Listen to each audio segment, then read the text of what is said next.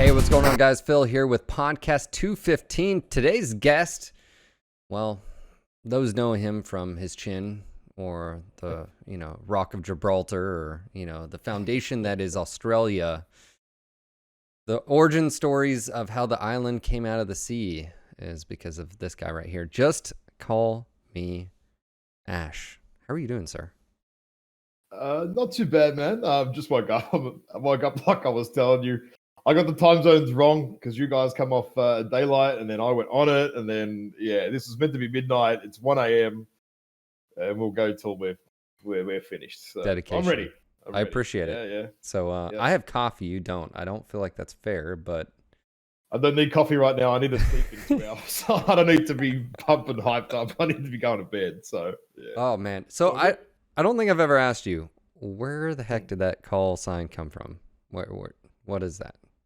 Oh, right. Okay. Actually, this is funny because I did have another name. It was R31 Nismoid, which is based on a car. Because I've been heavily involved in the Aussie car scene for 20 years. Run one of the biggest car websites in maybe the country, if not the world. Like, it was massive. We had million hits a quarter, like crazy stuff, right? Huge site, hundreds of thousands of users, and then. So I brought that name over to this game, and no one knew what it meant or how to pronounce it. So I'm like, I just kept telling everybody, just call me Ash, because it was too confusing.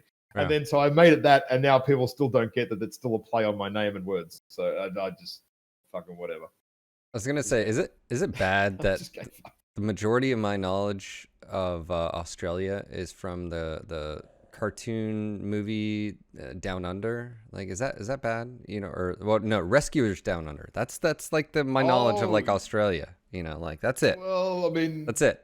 And you have a lot of animals that want to kill you, and kangaroos will try to steal your dogs, and you just got to box them.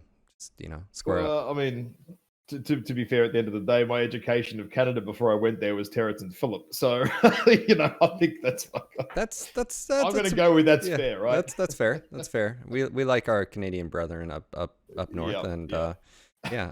All right, man. Well, hey, it is late, and we have a few things to talk about, but obviously, scheduling this podcast is a little bit of a nightmare for both of us, but it's never easy. But we're here. A lot of discussion going on, and I've had a few guests on, and obviously that's prompted a lot of discussion in the community, maybe even some kickback, or as I was talking to Nutty in this past week, maybe a little bit of a rift as well. But before we dive into that, I want to ask, what are your thoughts as a player as hearing the news that Russ wants to dump money back in MWO? What does that do for you? Maybe this comes almost like my background in terms of where did my name come from? Like, how did I get to this point? Like, a little bit of background on me. I was IT for 12 years, project management, managing big projects, working 90-hour weeks, right? Crazy. Quit all that to do restaurants, right? So now I've got 45 staff, 2 businesses. We're making anywhere between, well, not this year, but somewhere between, 4 and 6 mil revenues. So they're not small little operations either. First thing I thought of was, well, hang on a minute. Why now? Like, what's happened, right? Obviously, and then you work at, we need some more funding, this, that. And I go, okay, cool, I get it. Everything's on the cards. And I'm thinking, okay, well, I get the idea behind it, but not wanting to say the wrong thing here. Like, I'm trying to be positive. I mean, I see a lot of people, nothing's going to happen, this, that. I'm trying to keep the positivity going, at least on my end, and being realistic is, well, no, everything can't be on the table. I run big businesses. Nothing is always on the table. You have to, at some point, go cut. And I was like, okay, well, where's that discussion going to go? How crazy, and what's going to happen? Is this going to turn into a full-on crazy law fest, and we're going to have knockdowns and death from above and melee and all sorts of crazy stuff? Is that coming back, or what's going to happen? Is the balance going to get better? Is there going to be an engine update? Like, I was excited. I'm not going to lie. I love the game. Yeah. I think most people do too. Gotcha. And actually, Why are we still there? You bring up a valid point. Like, obviously, why now? But also, at the end of the day, PGI is a business, so it's probably profit driven and revenue driven. I mean, and that's not bad as long as they deliver, right? I think we're all if you make a a good steak and people want to come back for the steak, that's you it, know, man. that's it, right? So you make that steak delicious, right? I think we can all agree there. Okay, so I've had a lot of discussion. Obviously, Naveed. I've had Mike on. I've talked to Nutty. Yep. I listened to your guys' entire community podcast because that's what it is. Why don't you just say that community podcast? Can we just that's what it is? We went for a bit of a play on words and everything to make it a bit different because of this. Oh, there's this weird ass thing, man, in the community, right? Where the comp players is evil. The comp players had nerfs, and there's a lot of. I have to be very careful with my words here. There's a lot of incorrect and a lot of fallacies around a lot of that in the community that I've seen anyway. Sure. The comp community don't want small pulse lasers nerfed. They want them buffed, because they're garbage right now. There's a lot of that around and floating around, and it's a lot of it's not true. It just isn't. I mean, the toxic side of it and all that, and 4 years ago, I wasn't playing the game then actively. I didn't really start playing until 2016 at all, or late 2015. But I've seen a lot of what was going on and stuff, and I would agree with the sentiment from that point that it probably was a pretty bad place at the top end of town. There was constant infighting. It was going crazy. I get it, but I don't think it's anywhere near that bad now. I think some of those guys have moved on a little bit, and some of us are a little bit more receptive to ideas, and you can't always just balance for the top end. You also have to balance for fun. Be that weapons and mechs and mobility and all sorts of other stuff, and just have some fun, just some damn fun quirks. Sure.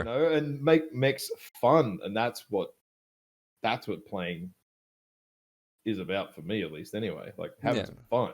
Yeah. So I mean, you guys had quite a range as far as, I mean, all of you guys were top level players. Naveed's good player, but I mean, and so is Nutty, but I mean, they're not the top. And so you guys had, 2 people on the 6-person panel that would be a casual, playing experience. Obviously, to some extent, they play competitively, but I think it's weird. Like, Naveed's gonna chew you up for saying that he's not very good, right? I know. I didn't say he wasn't good. I'm just saying I'm just saying he's not Jay-Z. He's not Bowser. I don't know. He's better than me probably. So he's gonna put his professor suit on, like, come school me. That's what it is. That's his nickname now, the professor. You're in trouble now, man. Yeah. Naveed, I'm sorry. Funny. I hadn't seen his face since MechCon. I was like, oh, it's the face. Yes, I remember. A lot of time at MechCon together. A lot. Like the whole weekend, man. Me and him were just shit the whole weekend. I didn't remember that I met him, but I definitely met him because as soon as I saw his face, I was like, "You look familiar." Yeah. All right. He just didn't have that distinct facial feature to latch on to. Where is it come from, right? Yeah, I know. All right, so I think it's important to talk about, like, from the competitive view. I think a lot of people point the finger and say, min-maxing, you try hard, you don't care about this or that. And I can see where someone would come along and say, hey, that's how it was. And also the vitriol that came out of the community in the game, outside of the game, forums, Reddit. I mean, it's like, well, we're better than you. You don't have an opinion. And then on the other flip side, it's like, geesh, like, it's like, okay. But that all being said, I don't think it's as big as a divide as it used to be. And then on top of that, I don't think anything you guys really brought up was confrontational. And or in the case of, like, the only thing I think out of that was the discussion of 8v8, because it would impact team play or group play or solo play. I mean, all the other stuff, I mean, who would argue with, like, better new player experience getting a mech, or, hey, out of the, I don't know, it was like 100 plus things that you had on the list, none of them were really confrontational. So I feel like who or what is really causing the rift, and that's why I wanted to have you on, talk a little bit about maybe bridging that gap, but also just the fact of like, what are your goals as a player, and even if you were to say as a member of this group, how are you looking at this, and how does that maybe relate to an average casual player? I'm laughing so much, right? Because I got prepped on how to answer this question. If you asked me earlier, right? I was talking to Bearclaw, and he's just like, I'm the chief cat herder. Oh my God. We decided that my job is the chief cat herder. And there are a few other things, but it might accept your money. It might ruin your YouTube monetization if I use some of the other words we were using there. So that's all right. Sorry, we're literally talking about 5-6 hours ago, and it just I love Bearclaw. I mean, I would say my role on the whole, I guess, the balance gulag, or the ideas gulag, or whatever the hell it's called, right, is just to facilitate discussion, right? And you'll probably see it when you're looking at, you're a part of it as well, is I'm a lot, and people are not going to believe this, but I'm constantly pushing back saying, hey, no, this is going to upset the law side of the player. I literally just read these changes. You can't do that. It is I literally just read something you just posted and said, well, that, so there is all parts of the community you need to look at and take into account with this. And I'm trying to, as best I can, be that guy. I mean, yeah, I want some things too, but end of the day is it's got to be a consensus, and a consensus is not reached easily among a few of the characters that are on that Discord, and they're passionate. They're a hell of a lot better than me, and they know the game like to a deeper detail that I do as well.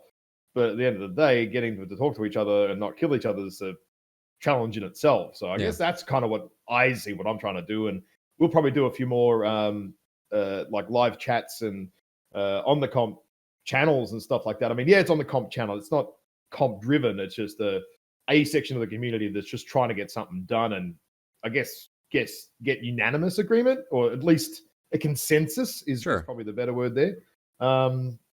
But when you look at it as well, comp now these days, like, there's no one left at the high end anyway. It is, look at what Div A is. There is realistically, there's just no one left. You're talking maybe 20 or 30 players. Comp these days, especially the last probably 18 months, 2 years, is more the casual sort of mid-tier skill level guys. There's heaps of guys in Div E, Div C. For those that don't know, I do a lot, well, predominantly most of the shoutcasting for all of the league games, and I have for years now. And that's where the fun is, at least for me as a caster. Not that the Div A stuff is boring by any means. I love watching the top end strats and how the precision, but a lot of the fun goes on at Div D. Those games are out of control. Like, there's all sorts of crazy shit always happening, and I love casting Division C and Division D, and so do some of the other casters too. Like, I've had Bowser along a few times. He's like, dude, I love casting these. They're actually just good fun matches. That's what I think comp is, because that's where I started. So when I think of comp, that's what I think of. Yeah, you can either get better, or you can just have fun, have a few beers on a Friday, Saturday night, shoot some mechs together, and just do what a lot of us have always done. That can be comp. It doesn't have to be plan every drop, every movement to the second. Just get some mechs, go on, call some targets, blow some shit up in a different format to quick play, which is of like two dogs chasing themselves around in a circle, sniffing the other one's butthole. That's what quick play is these days. It's terrible. Yeah. Sometimes. Okay. So obviously good intentions. That's basically what you're saying. And you're bringing, I look at it as you guys are bringing people that have pretty much very intimate knowledge as far as like how, like, even if you were to say how the heat systems work, ask people, regular Joe Schmo, explain heat management. Well, they wouldn't really know the underlying systems. And I think that's really important to distinguish here. If you're a casual player, or just came in or something like that, you may not understand the nuances of that, or convergence, and why maybe some mechs have issues and some mechs don't have issues, or and then it's like saying if you have someone that has 5,000 plus games under their belt at a very high level and they understand the nuances of the system, so they're bringing a different perspective than someone who has 5,000 matches that's just playing just regular quick play matches with their friends. And that's not saying that your opinion doesn't matter if you're that quick play player, right? It doesn't matter that doesn't mean you can't bring ideas, but I feel like that's sort of the crux of it, is like, oh well, I have an idea or I have an opinion about something, and it's like, okay, that's cool, but does it align with like what PGI is asking right now? Like that's one thing, because when Darren says, hey, let's move forward, he brought up melee and stuff like that. I really wish Russ wouldn't use those words, because I feel like they're keywords. They're gotcha words. They're like, oh man, that would be awesome. Like, yeah, that's some big dirty clickbait if I've ever seen. It is. It is. It's a political. It's tossing out there, and people are like, yeah, why can't we have that? How about knockdowns? And I'm like, I don't think you want knockdowns, because it's gonna affect you, the person who's asking for it, because I remember the game back then. Let's just say they fixed the warping issue, because whatever. I don't think and I feel like that's the thing, is like, if you legitimately have a really cool idea or different perspective about like a topic, and I'm not saying get into the weeds. Like, I don't care about a UAC does X damage. I'll leave that up to the spreadsheet warriors, and there's plenty of people out there. It for 4 days. Yeah, like I have no interest. Crazy, man. But the concept of like, well, ballistic versus energy or versus missile, or where do LRMs, the high level concept stuff, like I would love to read it, because all I see what you guys are doing is working within the box that's what's sort of given to you. And even the discussions that I've seen recently, there's even kickback of like, you guys are talking about Omnimechs and stuff, which I love, because I feel like Omnimechs aren't really utilized to the full extent. But then you also bring up, again, you were kicking back like, hey guys, if you change that, it sort of goes against the lore, and then the buy-in there, and then once you take that out, then you have to rewrite entire systems and stuff like that. So I don't think you guys are coming at it in a fanatical, or you're just pragmatic and practical in a lot of sense. And again, like I don't see anything crazy that you guys are proposing or you're having discussions. But how do you bridge that gap, other than obviously explaining like, come listen, and if you have a counterpoint, let's hear it, but it can't just be like, oh well, we want melee. Well, we just talked about why melee's not going to work, or why it wouldn't work, or why it didn't work in the past, or stuff like that, right? I mean, and is that the hill to die on? It comes back to sort of what I was saying earlier. Not everything is on the table. I mean, Darren, I keep saying Darren on the last podcast, and I got chewed out about it. I've been saying that for like 3 years. No wonder he doesn't reply to any of my messages. I keep saying his name wrong. So Darren, right? Again, it's not his fault or anything, but I just don't personally think that everything can be on the table. And I guess this is where we're drawing a lot of, at least within the discussion group, is, well, where does that fit? And also comes back to you sort of saying as well, like weapons and heat and things like that. So, I mean, people can have an opinion on how the heat works or how it should work, but when you look at it, they lack a baseline, they lack a fundamental understanding of how it truly does actually work. So how can you propose a suggestion if you don't actually know in detail how it's working now? What you're saying is, the heat system or does this, and this.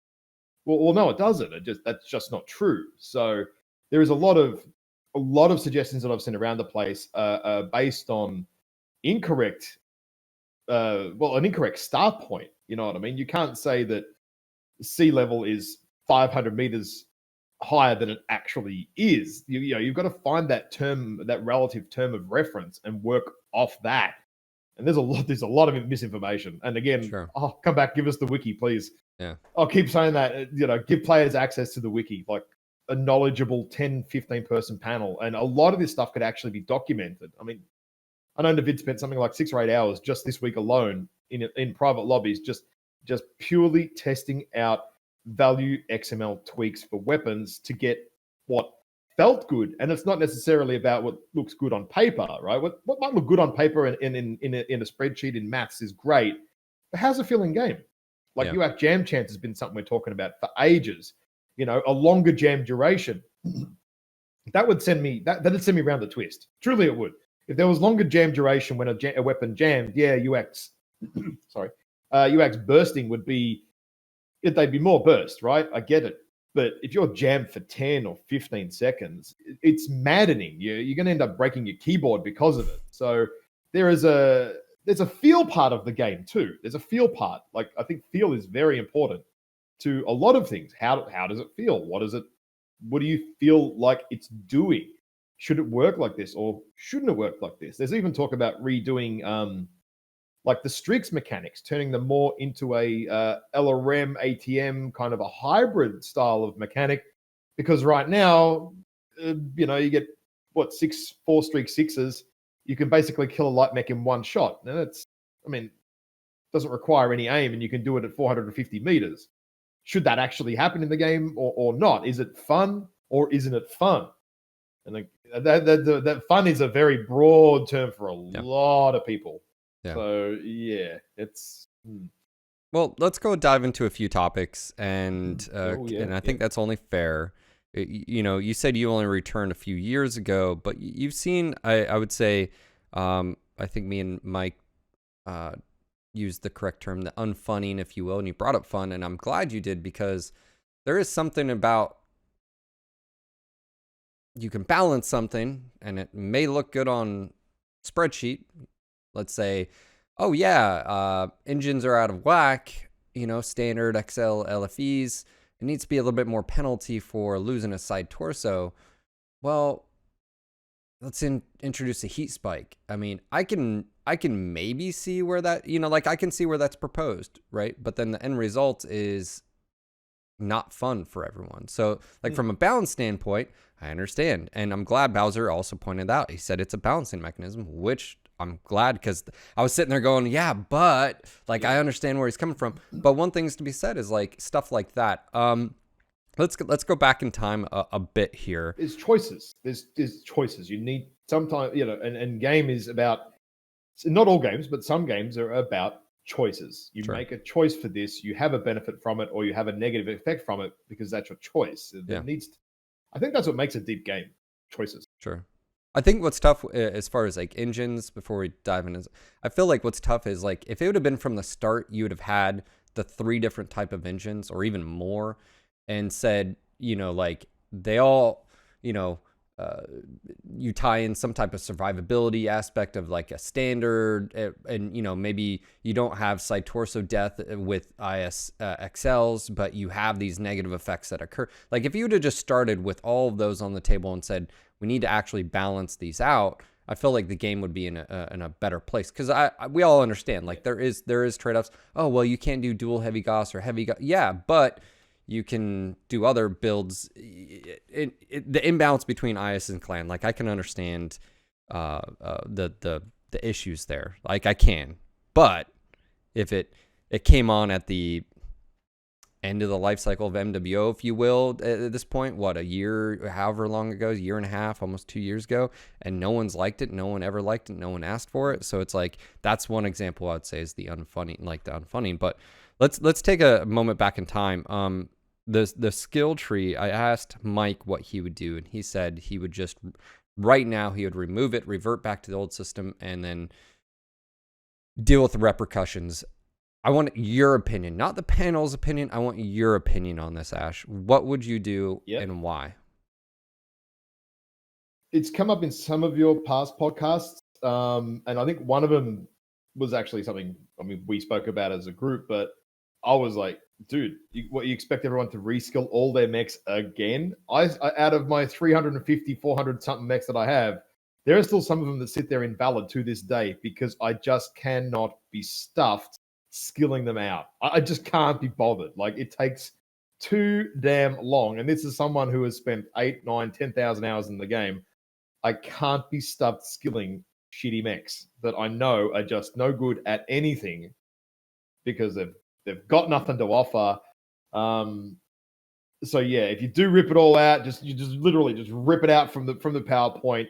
I don't think that's the way to go about it. I didn't like the skill tree when it came in. I'm not opposed to the idea of the skill tree. The implementation is just no good. It's too long. I mean, we've been over the numbers. It's 150 something matches for a new player on average to skill out one mech. Now, are you going to buy a mech pack of 5 mechs if it's going to take you 600 or 700 games to skill those? And that's if you don't. That's if you. You're yeah. not. That's if you don't mess No. up as a new player picking the wrong skill. So that's 150 asterisks, right? Like. Yeah. Like I put that into the podcast thing myself because I was like, this is such a problem. I just see it as such an issue. I have new guys coming past my stream all the time. I had one guy yesterday, hadn't, God knows how he didn't know about Mechwarrior Online. I have no idea. 8 years, he just, I've been a fan for 30 years. Yeah. I'm looking for some help. Cool, no worries. You've come to the right place. I have the answer, and if I don't, there's about 40 other guys who will be fighting over giving you the right answer. But, there are still new people coming through, and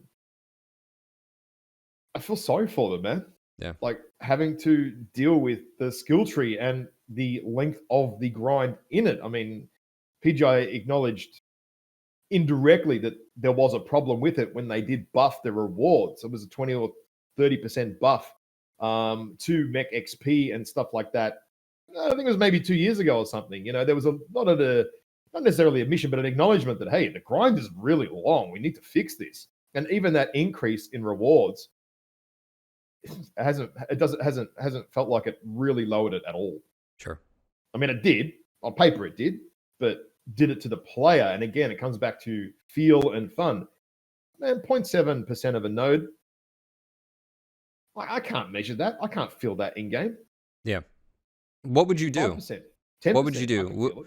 Would you keep the system that there and maybe do what like Solomon was, a reduction and actually just say, hey, no more gating nodes. I understand why it's there. You can, from a design perspective, you can see if you give the player a choice that they're going to go for certain things. So the idea, the idea is that now with the current system, you have to choose, okay, you could get that mobility back that you originally had. So not only did the mechs get hit, a lot of people don't realize that some mechs got hit twice as hard because they took the mobility out of the tree, and then also before they swept the legs underneath it with desync.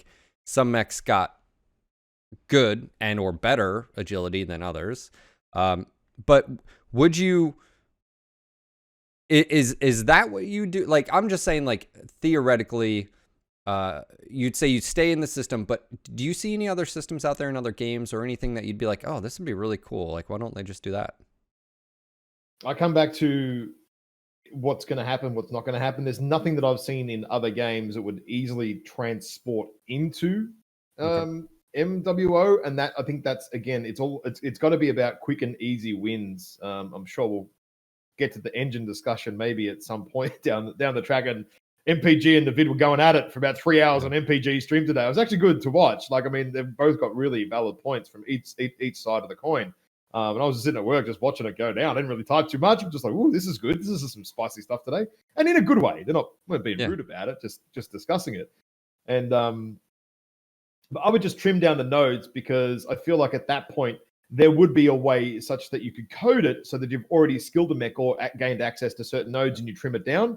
You don't have to go re-click another 300 mechs again. Sure. Because that was what the start is with skill tree. Honestly, I was in the 54 MR then, and skill tree came out mid-comp season. Yep. We had guys that had been up for nearly 48 hours straight in 3 days trying to math it all out, work it all out, and we went from 150 people, not joking, active, 3 comp teams. Within 6 weeks, there was about 20 of us left. And that was a very similar story across a lot of units in the game at that point. And everyone's just like, I'm not skilling out 300, 400, 500 mechs. Fuck this, I'm out. Yeah. So what's your perspective? I'm going to toss this out to you. So let's just say we did that. But one thing I discovered with Mike and Nutty and Navid is there's really not choice in the skill tree. Really.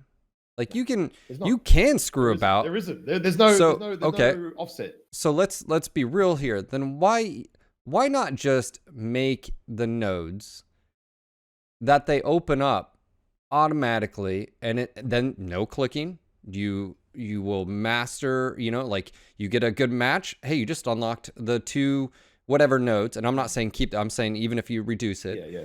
And just so that it's hands off. Like, cool story. Like, because at the end of the day, you can mess. The perception is there that you're tweaking your mech. The perception is there. The idea there. But also all the negative that comes with the new player experience. I mean, the grind, like all those things.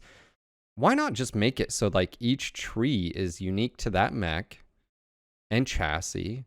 And the cool thing is how they have it set up is you can add nodes to it to make or detract from a mech's, like overall, like, The only issue I would see there, specific mechs and specific trees, is you're now opening up another layer of balance that needs to occur. What if they were quirks? What if they were the quirks? So you already have them on the chassis, but instead now you can unlock them via. Yeah, I could see it. I think it would get there is another layer of balance there. If you're unlocking and adding certain quirks onto certain mechs, it could work. Or like a prestige mode, where like once you get that mastery, whatever nodule, you could get another. Well, if you look at the old system, right? I mean, but you sort of made a point there of just stuff unlocked as you play, right? You don't really have to go click anything. That's basically what the old system was. You just had to click something because everybody got the same shit, right? The only difference was the modules. You got 2 or 3 or 1. I forget exactly. I think it was 2. And we limited those. And then the skill tree was like only get radar, derp, and seismic or whatever it was. One strike. A limited choice. Yeah. The Timby was now like, you get access to all of it, right? Like you can have all the firepower and all the cooling and all of the most of the survival. So why would you pick anything else?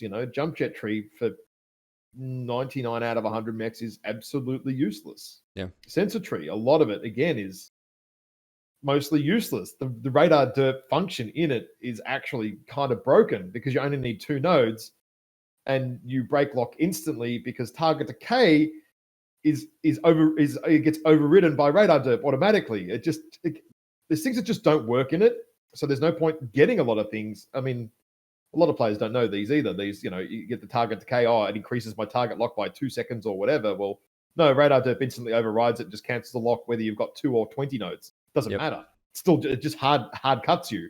Yeah. So there's little small things that there's no give or take in the skill tree. I guess you pick something. There's no negative for doing it.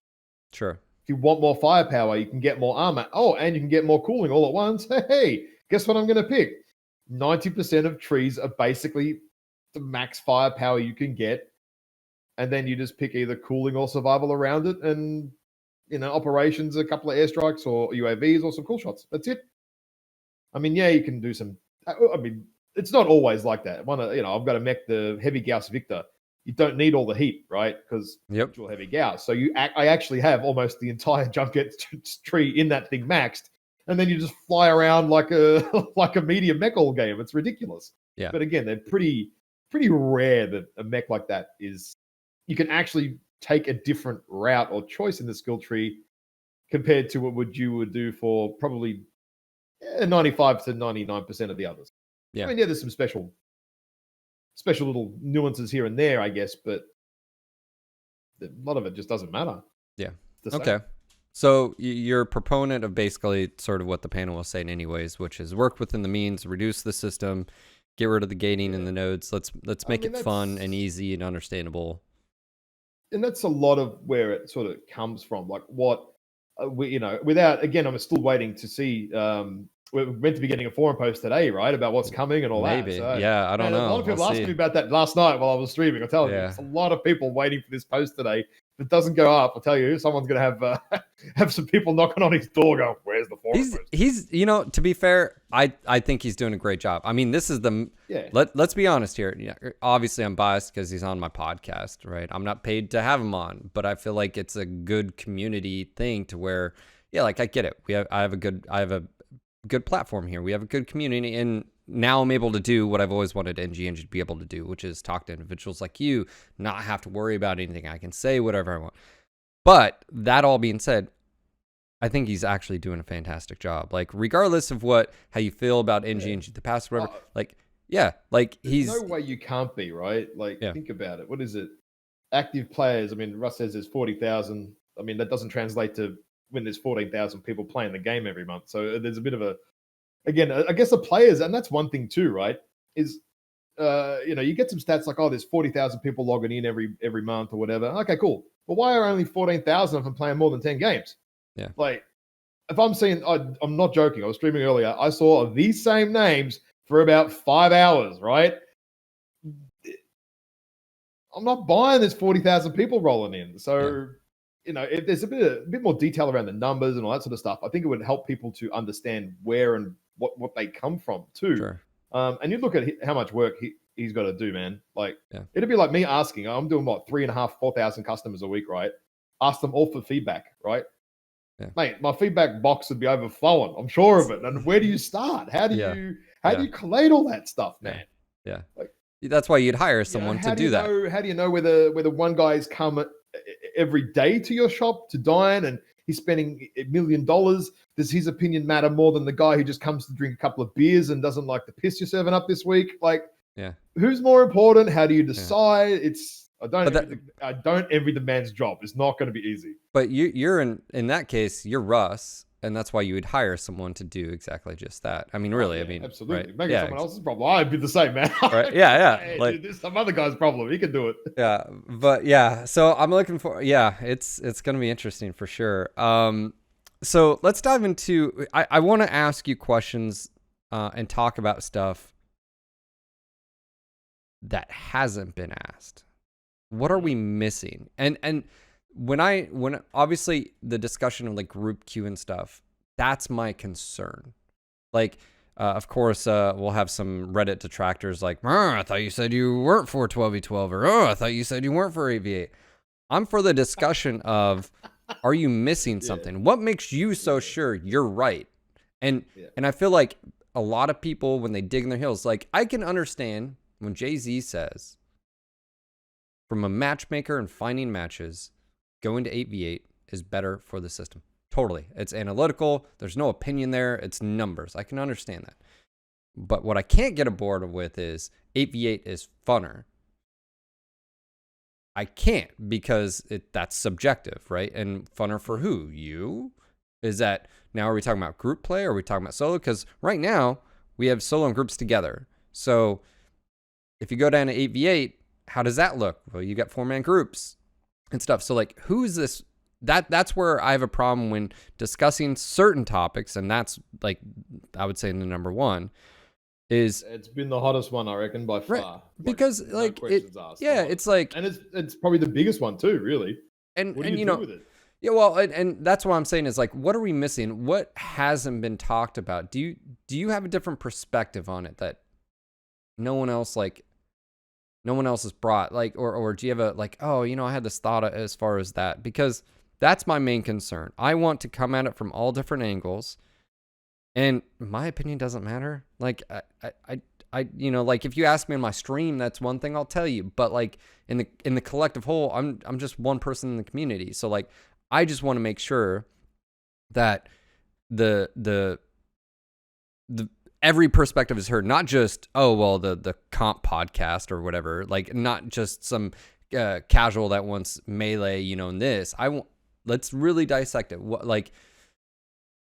are your thoughts on that? Like, what isn't being brought to the table? And it could be in regards to the group queue or the lack thereof, or the soup queue, whatever you want to call it, Well, the merge queue, I've been against it since the start, just because of what would happen with it. I could see what would happen.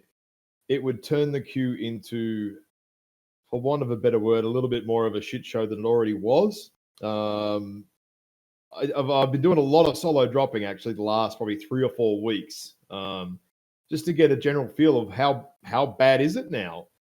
And going from someone who 6 months ago, pre-merger of this queue, I could have as a solo player in a 12v12 game a decent enough impact to affect a win in most games. Now, mate, it doesn't matter what I do. To some degree, the match is already preordained simply because of the names you're going to see on either side. There's no way to stop that with 3 or 4 mans running around. I could just see some names. I'm like, well, yeah, as a solo guy, this is going to hurt. Now, if I feel that, what's everyone else feeling? You know, like I feel like the Stomps are almost more prevalent now because they're more common for me. Being on the receiving end when doing solo dropping, sometimes yes, sometimes no.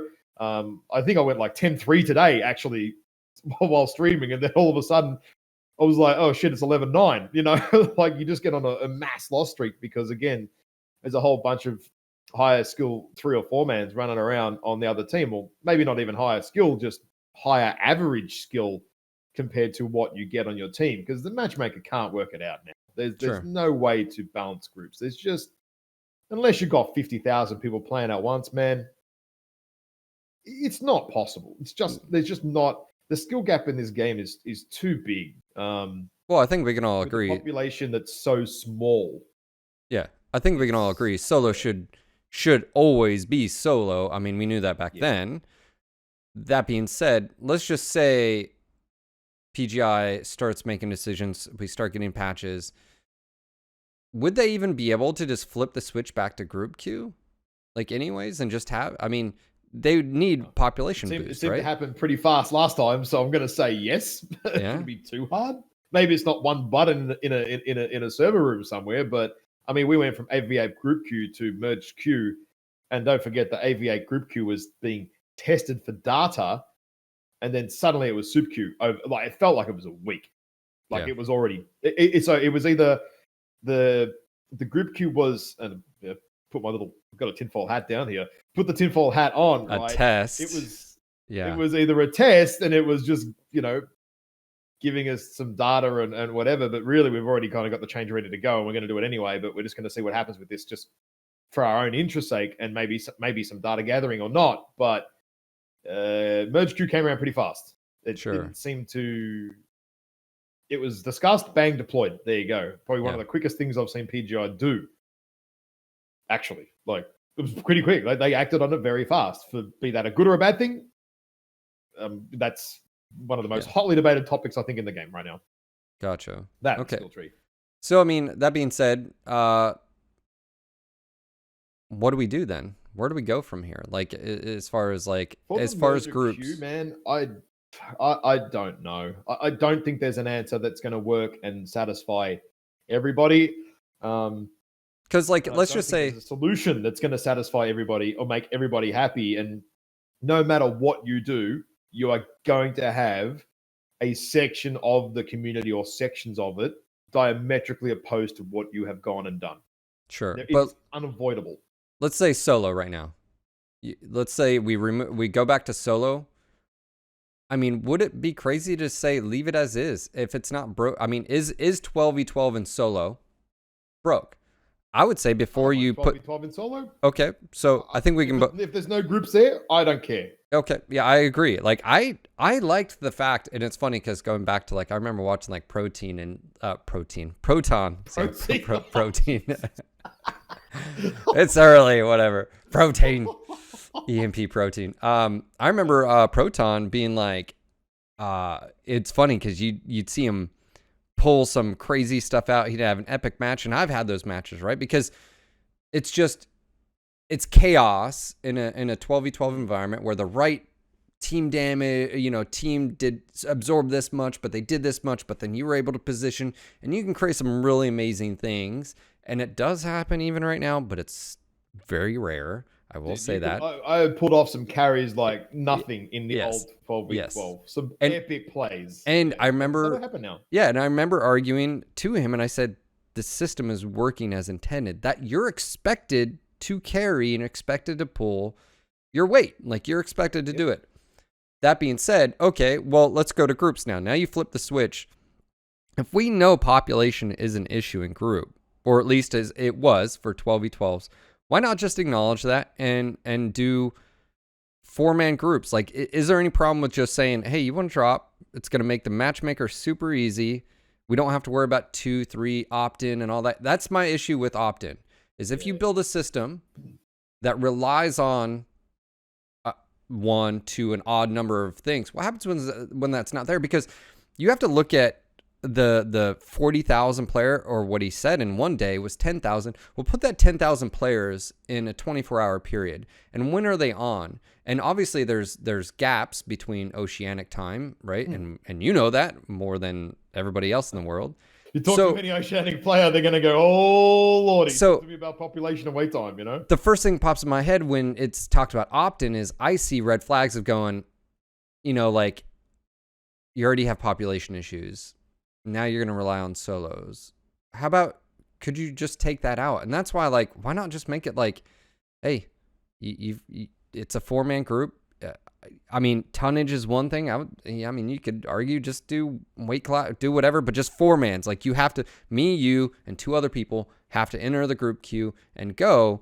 Why not just do that? Or do you see any issues with doing AV8 and 4-mans, or should it be more focused? Something that you're maybe not going to expect for this conversation here is fix the bloody social system. You can't make 4-mans a mandatory thing when the social in Mechwarrior Online is just not very good. What do you mean by that? Explain, extrapolate. I look at it right now, right? I open up, I've got like 8 chat windows or something in Mechwarrior, between faction chat, com chat, group chat, unit chat, blah, blah, blah, chat. Blah, blah. Man, I could chat up my dog at the amount of chat windows there are in Mechwarrior Online. There is no hub. There's no way to engage, you know? Like, one of the other games that I've played, and this is a perfect example of them getting it wrong, is Warcraft 3. Now, you used to have individual channels. You would go into a channel, right? And you could see everyone that was in the channel. You could whisper them, interact with them, blah, blah, blah, blah. Now, Blizzard did Reforged, and they cocked it up. The chat is absolutely broken, and everyone is raging about it, right? Like, you used to be able to form your own units and your own factions and stuff. And in the chat channels, you could see who was from EMP, who was from, you know, whatever unit, and their tags, and you could interact with other people, and you could see their profiles, their stats. It was amazing. Now, you can't see anything. It's terrible. It doesn't work, and it is hurting. It's actually hurting the community, because the chat and interaction, community and sociability of the game is just trash compared to what it was for 20 years, and they revamped it and made it worse. I mean, how do you go backwards, right? It happened. But that one thing in that game, because it's such a social game, is Mechwarrior is very similar in terms of social. You know, you've got these units and you've got these groups and recruiting, and how do you recruit for someone now for your unit? You have to either advertise in game in your match, because there's nowhere else to do it. If you do it in the generic public chat channels, you get timed out after 3 posts or something. The 90 seconds you've got to wait for spam chat. Does my head in, especially when you're trying to explain to somebody, you know, I can type 140 words a minute, you know, like I'm typing. I type out 3 big long sentences, 90 seconds. I'm like, oh, well, I'm just Screw like, it. I'm done. Yeah. I'm done. I'm not going to do it anymore. Like, it's extremely frustrating to try and engage in the game. I mean, I understand why some of the controls are there, right? Don't get me wrong. You know who those are for. I am very well aware of what it's all there for, right? I get it. Yeah. He shall not be named. Yeah, I just had to chuck that in there. But I mean, a lot of this stuff though actually existed before, pre all that anyway. So that was I mean, the in-game chat. But man, I got like, I think I'm signed up for 9 chat windows or something, just across all the different things, faction chat and all these. Just make one big damn room for everybody. And if you want to go into a channel off it, go. And then, yeah, okay, say, cool, no worries. I'm going to limit the game to 4-man only but at least then you can actually find people to play with. Otherwise, you're gating the mode unnecessarily. And man, new players or fresh people to the game are going to have no idea how this works. They're going to have no clue. Sure. That doesn't help them. Sure. Okay, so let's. I mean, you could argue, should new players be in group queue? I mean, yes, no, maybe. Faction play should have been gated from the very start, but it wasn't. And then a lot of the flow-on issues with balance and 12-mans and groups and stomps all actually kind of came from not having gated it from the solo player, just telling them initially, hey, look, you're gonna come against organized Mechwarriors with customized loadouts, blah blah blah. Hey, it doesn't matter though. We're still gonna let you play anyway. Yeah. No, don't. Sometimes you have to manhandle people because they're not going to protect themselves, right? Yeah. Why do you have alcohol interlocks? Because people can't save themselves from having a drink and getting in the goddamn car. You have to save people from themselves sometimes, and without a chat window or a better community system within the game, I don't think you can lock away a queue like that purposefully or that hard, because it's going to suffer its own population issues because of what you're locking it out. You're not directly locking it out, but you're locking it out because there's no way to get to socialize and form a group. LFG, like looking for group. I never use it. Oh, every stream that I do, if I'm doing faction, I'm trying to pick people up. There's always that one guy, man. It takes 4 minutes to get him into the group because he doesn't know how LFG works. Like, oh God, it or to really send me. LFG really sets me off because I want to get new people involved in the groups when I'm streaming and stuff, but oh man, every time just hit LFG and they're like, what do you mean? And they're like, oh shit. And everyone's just like, oh, here we go again, right? Yeah. Every time this happens. Yeah. They don't have a very good interactive UI when it comes to that. I mean, even the group, it locks you out of everything else. Like you can't. Yeah. And then the old mech lab while you're searching. Oh, I mean, there's a bug now that exists in the game. There is a faction play bug. So when you're searching, you can actually get out via a bug if you know how to use it and go back to the mech lab. So if a bug lets you do it and you know how to, well, it's okay, say exploit the bug, right? I mean, who cares? It doesn't cause any issues. Even if it locks you out of customizing anything in the mech lab, just so you could see it or something. Yeah, the interaction. You can fully customize your mech skill trees. You can do everything. Yeah. Like if you get the bug, you know you've got the bug, and everyone's like, "You've got the bug, haven't you?" Like, yep, because you can see someone tooling around in the mech bay. Like, oh, what are you doing? Oh, nothing.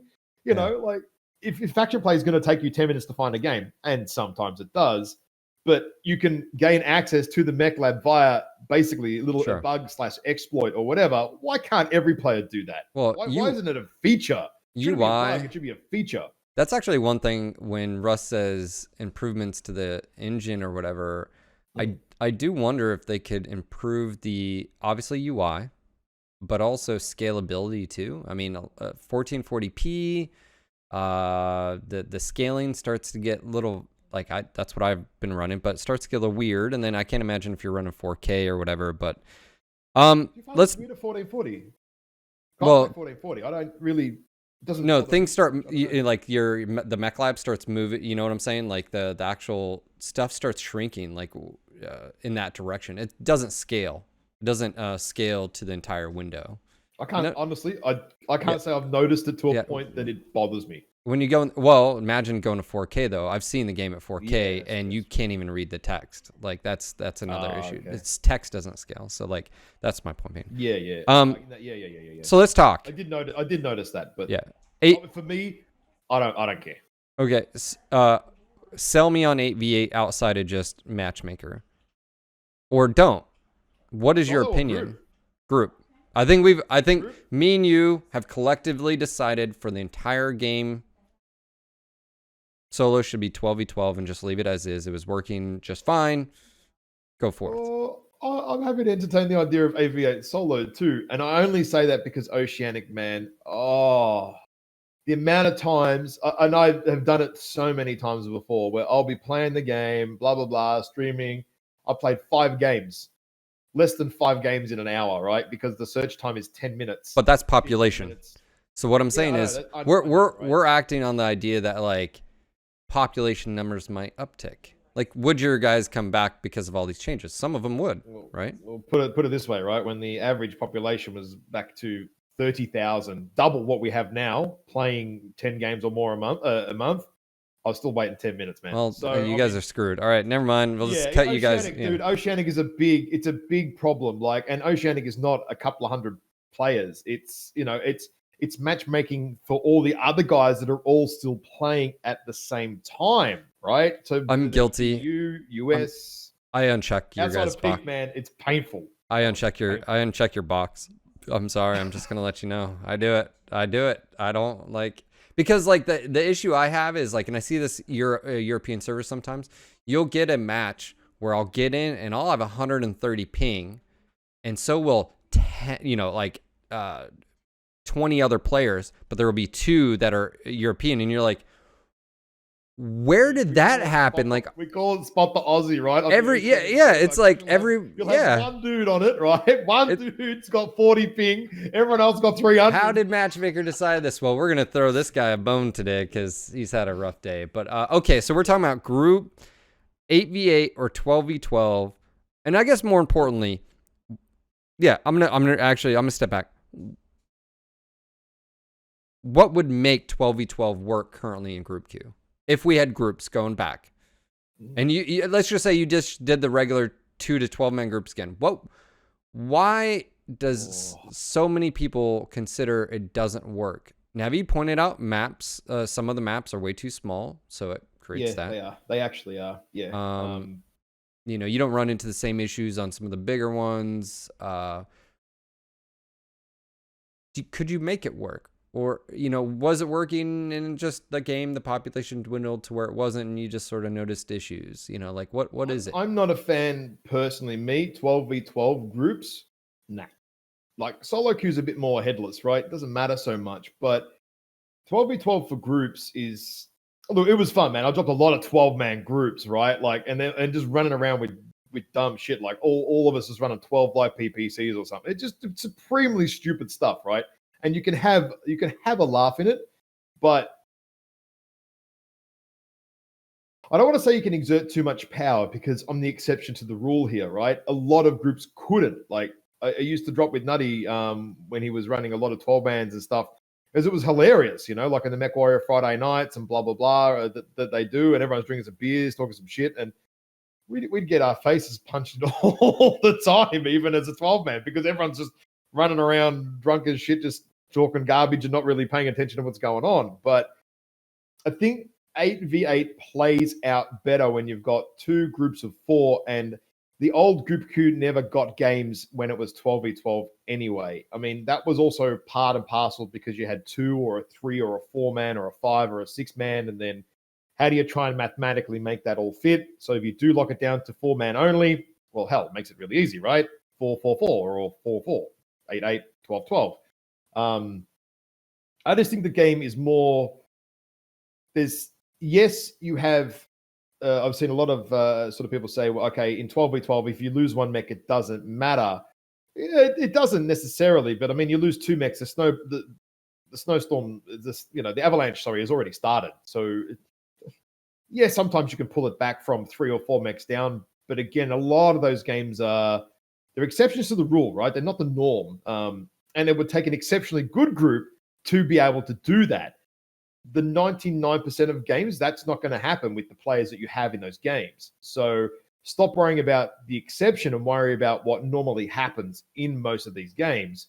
You also, I think, in AV8 is going to have far, far less NASCAR running around blind rotations for absolutely no justifiable reason other than, oh, well, I have to keep moving because I'm going to get left behind. Which actually comes to a question and something I want to ask you later, but we'll get to that maybe later. But like everyone is scared of being left behind now in assaults, and I play assaults. That's my thing, right? And even now, I'm like, oh man, here we go. The race is on. Yeah. I mean, I don't know why everyone's running in a circle. If you just hold the firing line, and look, in a 4-man, you can do that. Just hold the firing line, and everyone comes around like lemmings, one by one. They just keep coming around the corner, man. Coming around the mountain when she comes. You just and you delete them all as they come around that corner. But is that in a group sense? Sorry, you go. No, I was gonna say I'm gonna push back on this because you mentioned NASCAR, which I'm glad you did. That's player behavior. It is. Why does it happen in because 8v8 and 12v12 yeah, 8v8 and 12v12, I don't buy it. I think you're still gonna have it, albeit is it like, I think it's there's in that, right, in an 8v8 scenario, and it doesn't, you don't even have to watch the high level comp games either to see this, right? I guess I'm in a little bit of a, I don't want to say privileged position, but because I've casted so many divisions of comp and various levels, I've seen hundreds of hours of games, probably from a bird's eye view that no one would actually see. In 8v8 comp, especially, light mechs aren't always just scouting the right side. They scout the left side too, right? For enemy mechs coming from the left side. So it actually potentially could give more usefulness to the lights of roles to actually go and do some damn scouting, rather than go and try and find the biggest, fattest mech that they can go and munch his butt. Sure. That's what it is now. That's what it's about now. The lights are basically going to go and find the fastest assault you can, because, I mean, partly because the game is slower. And you're going to see where my point is coming that I want to talk to you about. But the game is slower, significantly slower. So you can go and easily catch a direwolf, annihilator, or some alone if he's going to get left behind. But if you've got a group, and again, I've seen other comments about making it 1-1-1-1 again or something. I'm all for that too, by the way. I think it's actually, if you're going to do, that's a great idea. I liked it back then, if I'm honest. Yeah, I think that's a good idea. This is not the view of the group. This is my view, right? Like, I actually think go back to 1-1-1-1 for group queue for something like that would actually be pretty cool, because you don't have then 4-man wolf packs of lights coming to go and have a nibble on you. You know, like as an assault player, I'd be like, hey, yes, man, thank you. Or a 385. It would actually stop that, right? Yeah. And now your lights actually can go and scout without fear as well of being ganked by 4 other lights, right? This is another thing. Lights don't want to go to that left side, because you know if you go left, you're going to run into maybe a 4-man wolf pack, and you're dead. You can't get away from that. There's no way to get away from it. So that's why the rotation, I think, a lot of the time tends to happen to that right side, because if you go to the left, you're going to run in. You can't get any intel from the left other than, oh shit, boys, there's 4 lights coming. Oh, how do you know? Because I'm dead. Yeah. Well, I think it's okay. So you mentioned mobility. So let's take that one off. Mobility has decreased, but I'm going to be very careful in pointing out it's decreased on the majority of assaults and some heavies, but it increased. But it increased because of that. And the skill tree changes what I'm talking about. It kicked a lot of mech. A lot of people don't even notice. They're like, oh, well, that's why I hate the desync. It's like, no, you hate the desync because those numbers that I had given the majority of mechs, were taken by someone else, and it was never given back to. And we actually have proof of that. We have proof that people saved the numbers back then of pre-desync. Anyways, so you have agility. Spreadsheet. I've seen it. Yep. They exist. The pre-skill tree numbers. You look at it and go, are you serious? You have agility, and I would say you have mobility, nerf, and in some case, because of that nerf, it was a buff to lighter mechs, and so ergo. Oh yeah. In my opinion, you said it slowed down the game. I think it slowed down some of the mechs in the game, and then buffed the others. So ergo, it's sort of like it's tipped the balance towards the faster and more mobile. It slowed the assaults down, right? Yeah. So they're not scary anymore. Yeah, and some people might not think that, going 48 Ks an hour to 52, because if you remember in the old system, you always got speed tweak once you unlocked it, right? Yep. So now you have to choose. Case in point, Hellbringer, right? Or Ebenjag runs 81 Ks an hour now. In the old system, they would all be running 87 Ks an hour once you skilled them. Yeah. Direwolf would not be running, 48 or something. It would be running 52, 53. Yeah. So, 5 Ks an hour doesn't sound like a lot. But I tell you what, on a map like Canyon Network, getting somewhere just that little bit quicker is a matter of life and death for the assault pilot. It quite literally is extremely important. Yep. And that's what I was going to bring up. To get away from the spawn point, it's huge. Mobility, spawn locations, right? Acceleration, even, man. Right. Yeah. Hit one rock and a direwolf now, mate. It's takes you 30 seconds to accelerate again. It's ridiculous. Yeah. Player behavior. So we have 3 things that contribute to just NASCAR, and then I would say probably the 4th would be map design. Like you have 4 things just right there that dictate the behavior of how players maneuver. If again, since they did the merger of Group Q, they didn't change where lances spawn. So yeah, we all know the horrors of Canyon and all that. But I feel like these are easily solvable, regardless. And this is what I was saying is 8v8 or 12v12. If you just looked at those 4 things, which you guys have already brought up, mobility, you've brought up spawn locations, you've the map design, right? The player behavior, I think, needs you have to be in that environment to then adapt, and that's where I'm not necessarily sold on 12v12 or 8v8, because let's just say you did this 4-man group. Group Q's back open. You have to have a 4-man. It's 1-1-1-1-1. Cool. Then you're back down to, I would say, a 3 lights being on the battlefield per side. They're not gonna. I mean, you may have your piranha guy or whatever, or chortles running around or whatever, but like they've got their purpose, right? So I don't know how to say his name. It's Chortles to me. He's never told me how to say it. So. I know what you meant straight away. I was like, the damn bloody Commando. yeah, Commando. I fear. Is he in my match? Dude, Tab. Okay, no. The only mechs that I fear, honestly, the dick hugging Commando is just like, once it starts, I don't worry about Piranha. Don't worry, right? You can one-shot that thing. It doesn't matter. You can shoot a Commando 17 times, and it still comes at you with 98% health because of voodoo hitboxes. As far as I'm concerned. It's hit. And you know what's crazy about that? It's coming. I can see it.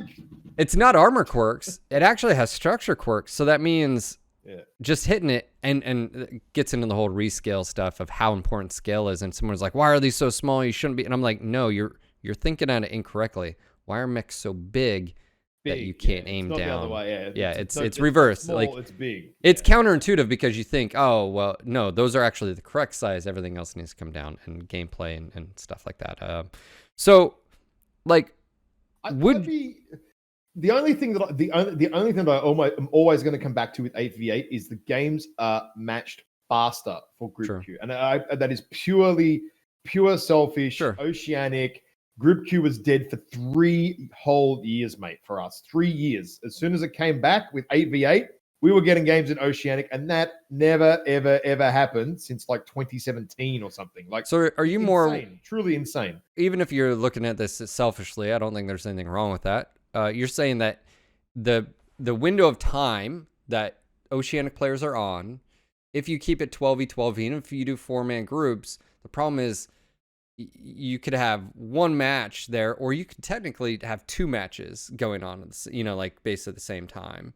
And so, I mean, I could see the argument. And then at that point as well, right, the groups will then swap around and migrate a little bit too. So it won't always potentially, depending on where you are on we call it the train, right? Where you are on the train of the groups and stuff. The groups could actually then potentially swap around with who's on what side and in what match. And then it doesn't always feel like you're always coming up against the same guy whose group's already beaten you 4 times already tonight. I can see how that gets frustrating, man. Like, I've seen the rage when they see a 4-man of EMP and the enemy team's just like, you can tell that's what they're doing. If you see that 5 games in a row, man. So that'll be honestly, it's frustrating. Yeah, I've been through it as a newer player years ago, so I can't ignore that side of it. But I mean, that almost brings up a few other points. Like, okay, let's say we go 8v8. You have 4-man groups. They're 1-1-1-1-1. For those that don't know, by the way, we've said that that's 1 light, 1 medium, 1 heavy, and 1 assault. No tonnage. You just do what it is.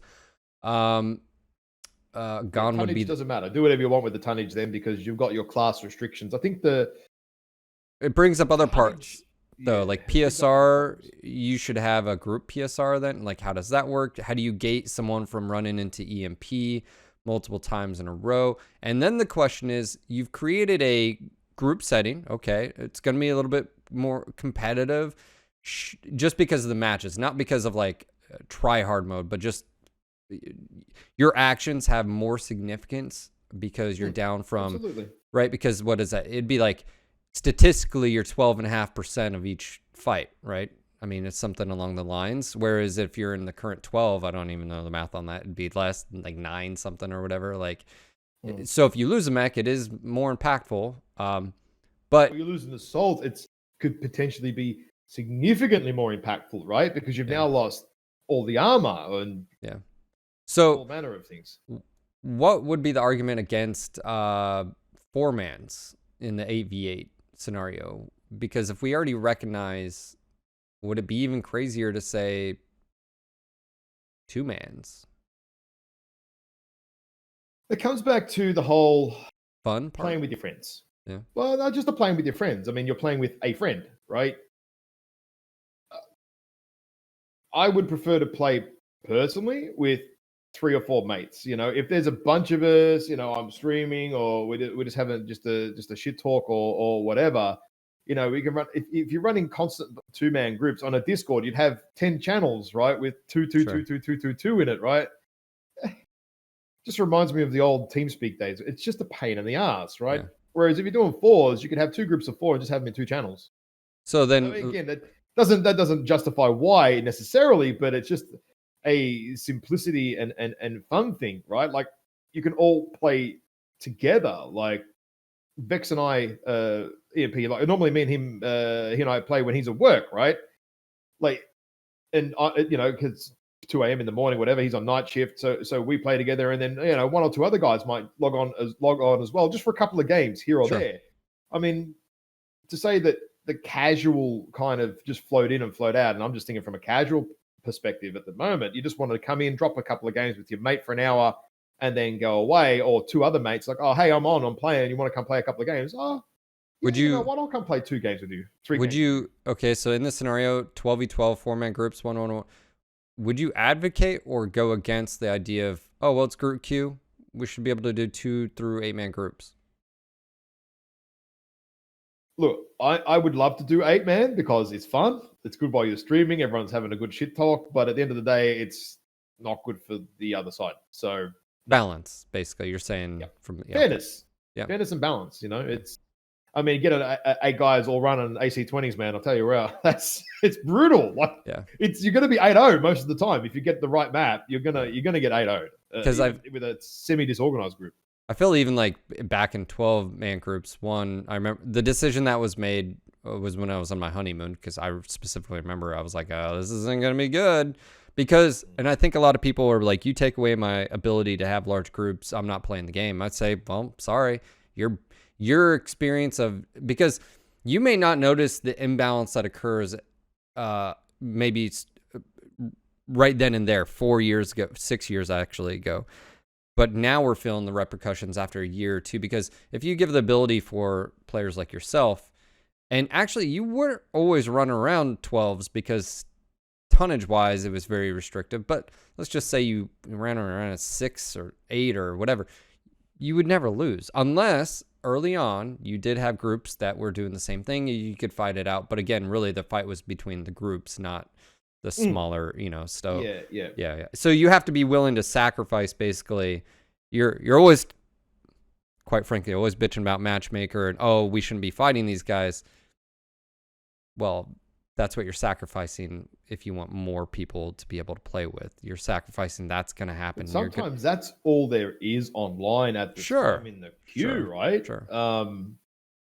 Yeah, I mean, there's other ideas as well, like a Solaris, right? And matches kick off every 4 minutes or 6 minutes, right? And then that way the game has an ability to get a pool. I mean, this is a random idea I've just sort of popped into my head that kind of comes and goes. Is if you've got a timer, right? Say the average wait time is 90 seconds for a match, right? On average, you wait 90 seconds. Okay, cool. Make it at 2 minutes, right? And then now you have a pool. Whereas every 2 minutes, matches are going to kick off.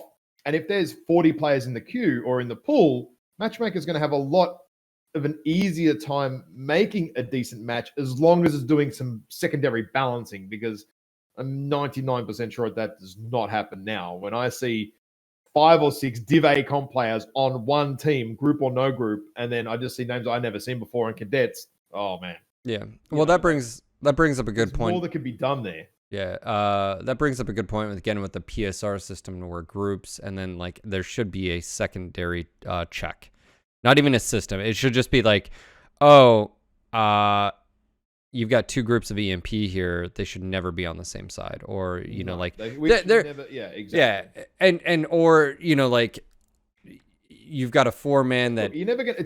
It's never gonna be perfect, right? There's no way to make it perfect. Right. Just you can make it a little better. Yeah. Well, and if it gatekeeps, if just that check of, if I think groups should have a different PSR rating as well, just because I said this. How do you? So here comes a good one that I've seen before in other games, right? With PSR, ELO, all that sort of stuff with different groups, blah blah blah. How do you stop it being abused? Whose ELO do you use? The highest guy or the lowest guy, right? Because say I am logging on to play with a unit that I'm training, right? Helping 3 low skill guys. Should they come up and play in with the big boys, or should I go down because I'm helping them out, right? There's no right way to put that. And if you average it out, averaging it out still doesn't work either, because my ELO might be that high that I'm dragging them up no matter what happens. Sure. I think I've seen that in other games with the same issue. Whereas, I think if you do abuse, right? Yeah, if you do the average, that means then everyone's around. Like, let's just. I mean, if everyone's tier 1, then you don't have to worry about it. But let's just say someone's trying to do that, so those tier 1 players could be dropped down. I think it should just always take the highest, because then it is what it is, kids. If you're trying to drop, go create another fucking new account. Because if it can be abused, it will be abused, and that may not be by you, it may not be by me or anybody who's listening to happen, that, right? It'll happen, and that's why like anytime, and this is where I feel like the discussion that I'm glad that we have open dialogue with very good players is, and this isn't to point and say you're horrible, but it's to say if you can do it, it will be done. So if you change a weapon stat and it makes it OP. Or whatever, those players are going to find it, and it's a resource. So if a high skilled player can do it, and it can be abused, or whoever can, it's going to happen. Like you're going to have someone. It doesn't matter whether you're high skill. High skill, or if you're out to. Sorry, let me clarify. Happen, yes, you open the door a little bit. Yeah. People could smell some cookies behind there, man. They're going to stick their head around the corner and have a look at this. Where's the cookies? They're going to come for it, mate. I'm not saying I would, but no. I had to clarify. Plenty of people out there that has nothing to do with high skill, but just the tier 1. Like if you're a tier 1 player, and you can, we can go club seal at tier 3 because it takes the average. We'll just people will do it just for laughs, if nothing else. And not necessarily doing it for malicious reasons, right? Maybe they're just doing it just to have some fun and just dick around and just be idiots and go camp in the corner of a map just to have some fun, right? I think it's still exploiting or taking advantage of. I think you have to take the highest. And then also, too, what are you really trying to do? You're trying to gatekeep, basically, that tier 1 Ash and 3 others aren't dropping against, whoever, cadet group over there with his, training instructor. And it's got to be fixed right now. Yeah, cadets oh my god. Yeah, we know. Yeah, Darren's obviously very aware of it. I think when he says low hanging fruit, I think it's stuff like that. Like I wish he could just do it right now. Such low hanging, dude. It's the lowest old man dog's balls simple fix of low hanging fruit. Just people are like, oh, they should be in 5. I'm like, no, I think 4 is a good place. I think 4 is. I understand where they, the 4.5. Yeah, because if they're a good player and they pick it up, and they'll rise up, and if they're not, they'll stay where they're at or drop down below, and there should be separation. 100% agree. Yeah, exactly. I don't think there's no discussion to be had. That's just a given. Okay, well, I'm glad we've had this conversation on AV8 because, like I said, my biggest thing is it's not my opinion. I want to get other people's opinions, but I'm gonna pick. I'm gonna pick at it. I'm gonna see if there's holes because Yeah, I get it, and even from the outside perspective, what makes you're coming at this from a different perspective than maybe someone who's been playing for 3 months and stuff like that. So, and I don't think there's with triple 1 4 1s, right? I just call it the 4 1s. I actually would legit think that lights would actually the NASCAR would the rotations and stuff would actually quite alter significantly again. Just touching back on not having the Sure. 4 lights coming at you. You know, Well, you can actually go and do stuff on the map a little bit more. I'm gonna throw this at you. It's I kind of think fun. It can actually bring some difference in gameplay, believe it or not. I think, and this is gonna maybe catch you off guard here. Maybe not.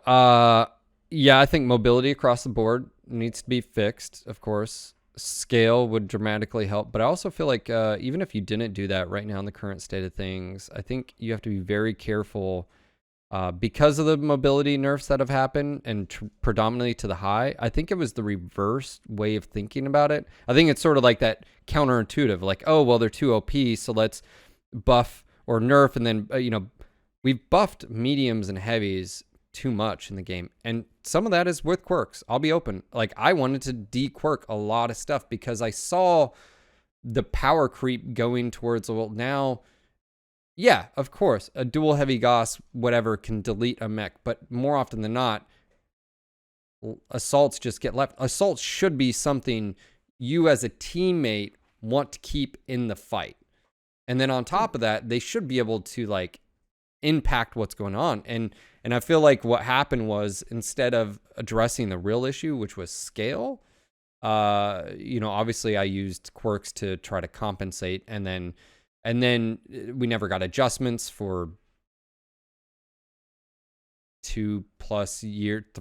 I don't know, the last time we had quirk adjustments. And then same thing with like Omnimechs being locked into. I saw a lot of stuff that, like, if just a little bit of love and attention goes, it'll fundamentally change the balance of the game, and then make some of those shitty. Well, some mechs are just crappy just because they have almost the exact same hard points or the exact same hard points as other same variants or different variants, but same. See, but riddle me this. I mean, I'm sure you've seen some of the discussion around this, right? And this is again the whole, comp players are not trying to nerf the shit out of everything.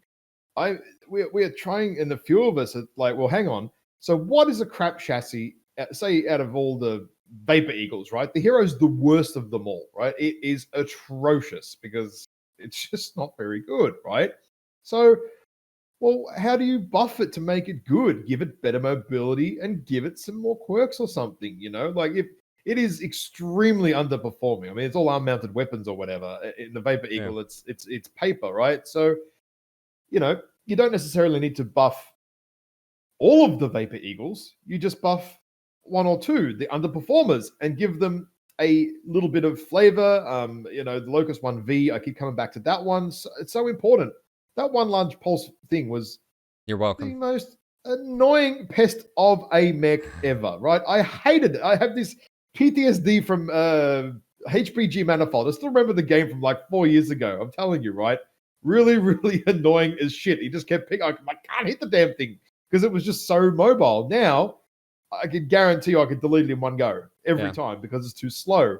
But if it's only going to put one large pulse on there, mate, give it some mobility back again. Make it fun. Make it fun for people to play. Yeah. Niche, quirky shit. Make it fun, dude. Yeah. Like, set of 8. I'm a big proponent of set of 8 quirks. Make them more. HSL quirks. Give them to really shitty mechs. Give them to the King Crab. 2 AC-20s. What's it going to do when velocity and bullet drop and arm mounted? It's got ticks all the bad boxes, the King Crab. All of them. Every bad box the King Crab. I 100% agree. Just give it something. I don't understand. I will not name the individual, but let's just say I had arguments about it because it's like I can take a dual heavy Goss. I can't imagine what's going on there. Yeah, I can take a dual heavy Goss and I can take out that Locust that you keep worrying about getting AC 40 shot, but I can do this at 400 meters like that. Yep. I don't have to even worry about like So yeah, I agree. Yeah, I'll just leave it at that. I won't name anybody, but again, I don't have to deal with that anymore.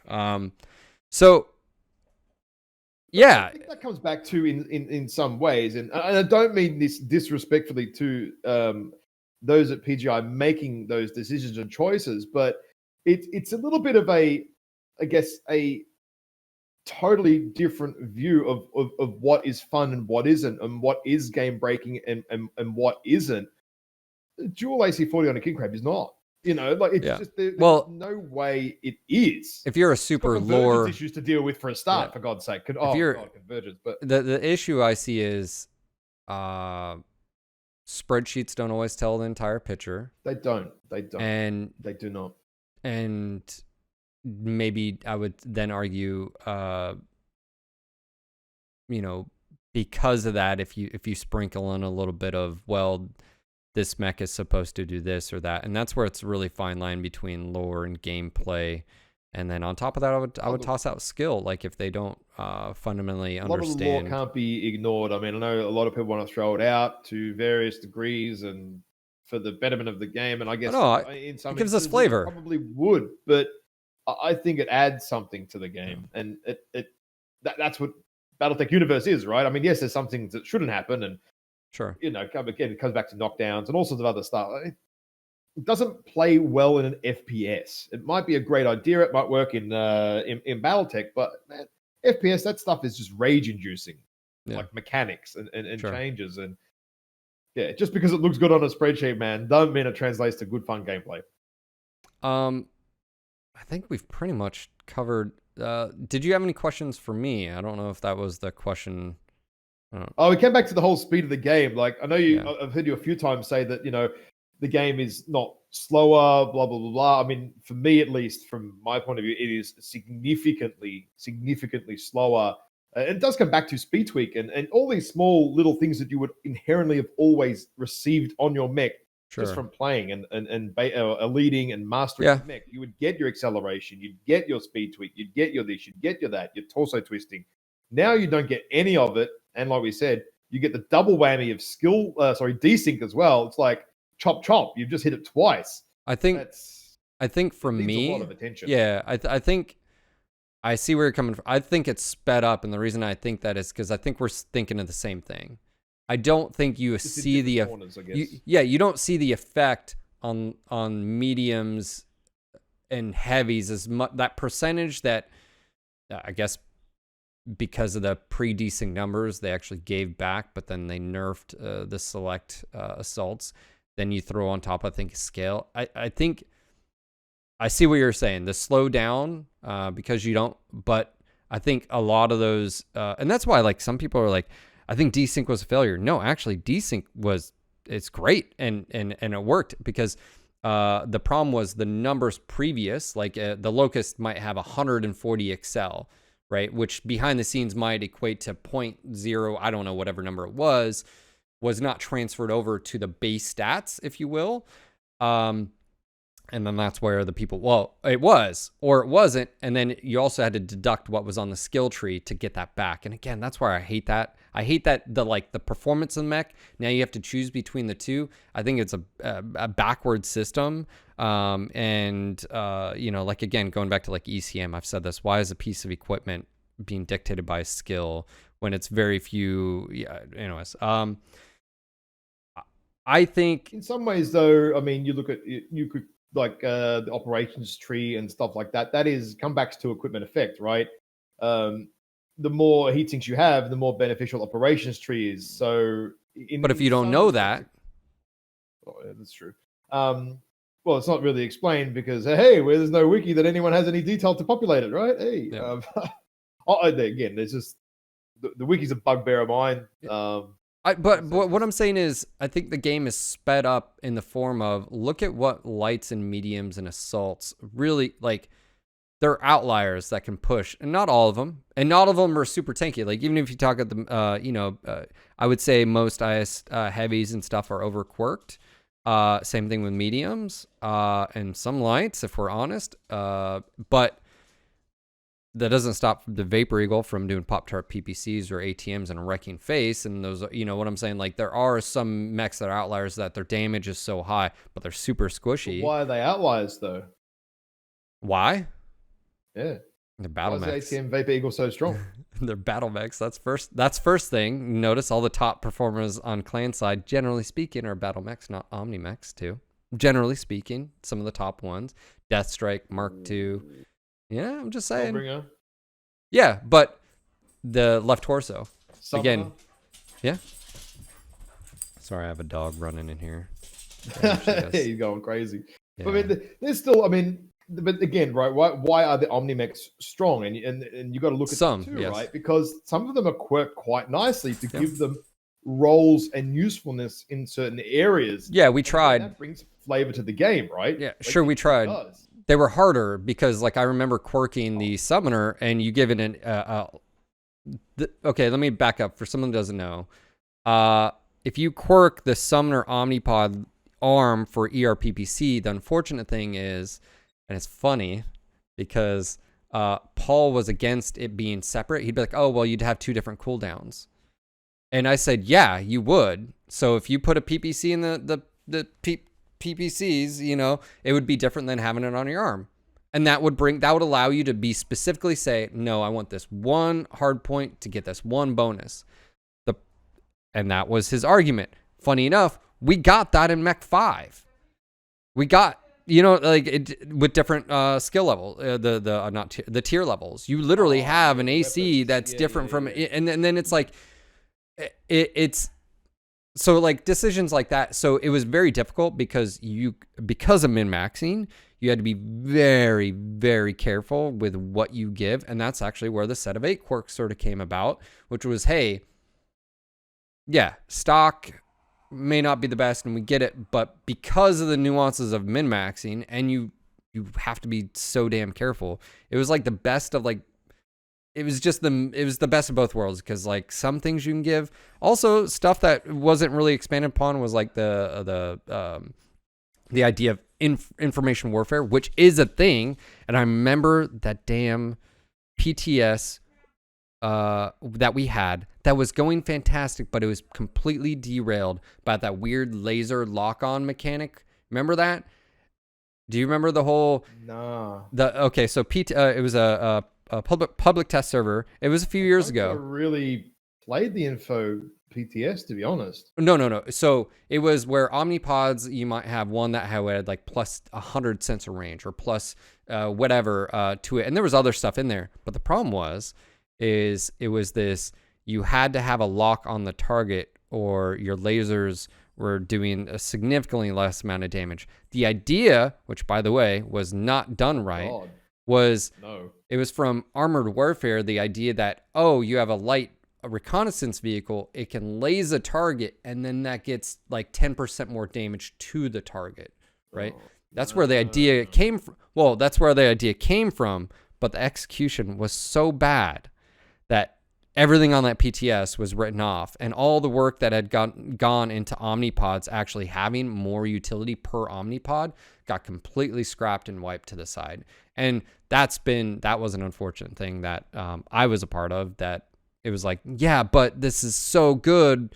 Yeah, but well, the PTS was a failure. No, that laser thing was a failure you did. The work that we were doing on the omnipods was actually fucking fantastic. You know, all I'm picturing right now, right, is, oh yeah, laser target with an ECM Raven or some shit, and limbs become even more stupid. Yeah, but it was yeah. But it was the idea, like, how can you give uniqueness? It was a good exploration, but the execution that was done was poorly done. But you know, it is what it is. I mean, and to be fair though, like that, the community is so passionate about things, and I'm guilty of it to some extent. Like, I remember being like against Predator Vision. I'm like, oh, that's not how thermals work. And in my life as a tanker, this is how it works. And I should have slapped myself and been like, yeah, but it looks fucking cool. Like, there's something to be said, and that was unique. And I wish we had Predator Vision back. Oh, well, and then you hear the voice of reason. Well, Balance says you shouldn't be able to see past 500 meters because it's game breaking. Well, design your map so you have only select a few sight lines, and that's not an issue. Or, you know, open up night vision and stuff like that. Yeah. Heat vision, some maps, 2 kilometers, some maps 200 meters. I literally just had this on stream where I said, this is the problem with the current thermals and night vision is on some maps. And this is the problem of people realizing they just turn up the game and it doesn't affect you, but I'm not turning up my game so it affects me. So I'm basically shooting myself in the foot on some maps. Like, so it's just one of those, it's like recognizing, and again, Darren's heard all this. So I wouldn't be surprised if a lot of this is part of that document that he talked, or the post Dude, if that all he we talked get is about. heat visions getting fixed here, I'm going to blame you, right? Yeah, yeah. If that's all that gets fixed, it's going to be your fault. No, it's everything but heat vision. No, that's what's gonna happen. Yeah. I mean, what is the priority? Yeah, heat visions are a pain in the ass, but hey, man, there's some stuff. And you know what? I mean, my golden wish here, right? Like, if the balanced gulag can, it comes back to the 2018 attempt, to get weapons and balance and fun back again, right? Say, we're probably shooting the 1% here, right? But just say the gulag in the next few weeks can reach a consensus for most things. Imagine how cool it might actually be to have a PTS coming early December, just with some values to say, hey guys, what do you think about this? Instead of pushing, pretty nice Christmas present. Yeah. Again, not saying all values have to be taken or anything like that or blah blah blah blah, but just hey, look. I mean, I'm certain the forum post today will maybe have a little bit more detail. Maybe it won't. Maybe it'll have a bit of a roadmap. Maybe who knows what's coming. Actually, it's kind of. I mean, you may know a little bit more, but I don't think anyone truly knows exactly what's coming, other than the man typing it. Hopefully, right this second. But how cool would something like that be, or even a mobility PTS or something? Just coming into Christmas time when the bulk of the players like that's when it is. Like Christmas time is, I would say, is probably one of the more active times. Yeah, I would have that holiday season. I'd be like, hey, something's happening with the game. I'd have no problem with PTS, but if I'm honest, I'd rather. I see where you're coming from in the sentiment. Just push it live. Just push it live. I'm push it alive. I'm gonna be the voice, because look, it's separate. Look, you're right now the biggest testing pool is your player base, and I mean nothing what we're proposing. You don't have to go to solo and group right now. Okay, roger that. But all the other changes, like, because that's obviously you're not doing something with skill tree, right? We get that. You're not doing anything with faction. You're not doing slayers. But all the other low hanging fruit, spawn location stuff like that, just go ahead and throw it out there, all the low-hanging fruit, and I would argue like PTS, leave the PTS to stuff like the skill tree or some big thing like scale if they do that. I mean, because Darren brought it up. So hey man, like dump all that shit into live straight away. Go for it. Right? I mean, I'm down for it. But yeah. I don't know. I guess the whole buy-in thing is just get people on the page. Sure. First. But only select. Let's be honest here. Who goes there? Who downloads the client? Who logs in and tests stuff? It's not your. I don't think we're talking thousands in the dollar. Yeah, here, and like, so and who it's part of the community that we're talking about, and so it's like your general population probably don't give a shit. Just toss it. Just toss it out there, and yeah. But look, man, you need to get some sleep again because I've kept you up. Is there any last words of wisdom? Weird ass night shift worker from way back. I mean, we could talk about game modes. We could talk about map design. I mean, how do you feel about him suggesting a from the start to finish community, like collaborative effort on maps or a map? That takes time, right? Like if you're going to get build a map or get input on a map at a base design level, right? Like not even going and building it. Just say, hey, look, this is what we're thinking. Even some paper drawings, right? I don't know how design is done these days, but I'm assuming that it's got to start somewhere, right? Sure. And that initial idea, hey, what do you think? Blah blah blah.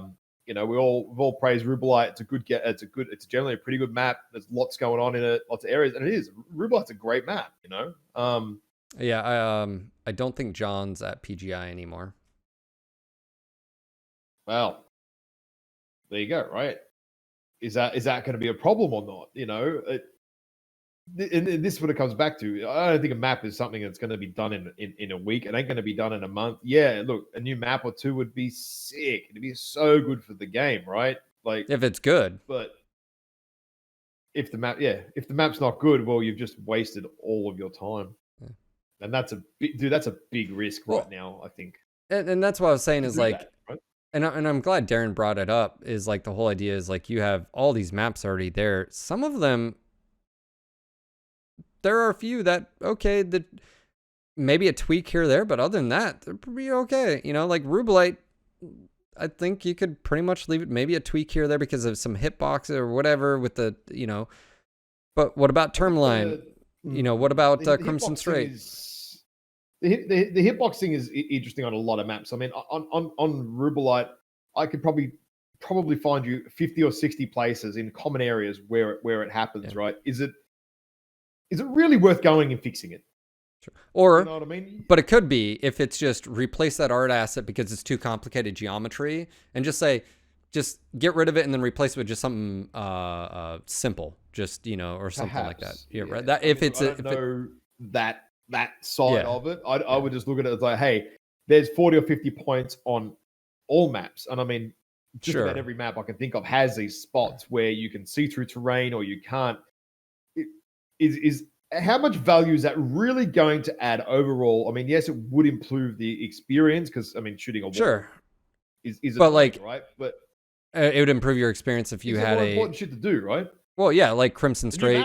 I'd take a new map over fixing some map hitboxes on existing ones. Right? Yeah, no. I'm saying like if you fix stuff though, like Crimson Strait gets more play to the left, you know, and a tunnel or multiple tunnels, right? You know, like spawn point. You fix them. Like the map itself is inherently unbalanced because of the spawn points on the map. If you fix the spawn points on that map, you've instantly changed the way Crimson is very, very quickly. But if you sat down with someone like yourself or any part of the comp scene that says played at a high level, you know that it has issues with power gaps from the island and stuff. Well, how about just throw up some blockers and listen to that quick feedback, and you don't have to do anything drastic. And fundamentally, you can all, I mean, we have a tunnel down there. Why couldn't we have a tunnel on the other side? And then next thing you know what I'm saying? Like, you've got a map that could use just a little bit of love, and then next, you know, it's like having a new map because we're gonna be playing it differently, and you have options now. Yeah, that's true. Yeah. Same thing with like, well, and also it does depend on what map you're talking about. Like, if you're going to you know, like, if we're doing AV8 groups, you also have to realize that game modes are gonna operate a little bit differently, potentially, like Polar Highlands versus a 12v12 solo and stuff like that as well. AV8, right? All of a sudden, capping is actually quite important, right? I think far more so than 12v12. 12v12, right? Basically, it's deathmatch for the first 3 minutes, then worry about the caps because caps just don't matter at the start of the game. They just don't at that point. Whereas AV8, though, it potentially the game could be, I don't want to say more static, more controlled, right? Whereas players are a little bit more careful about what they're doing, especially in AV8 group queue, such that caps could actually then somehow now, like they do in comp, actually dictate and bring engagements about in terms of gameplay rather than just everyone run to E5 and shoot everybody else and then go worry about caps 3 minutes later. Like it could change the flow of the game. Now will it? I don't know.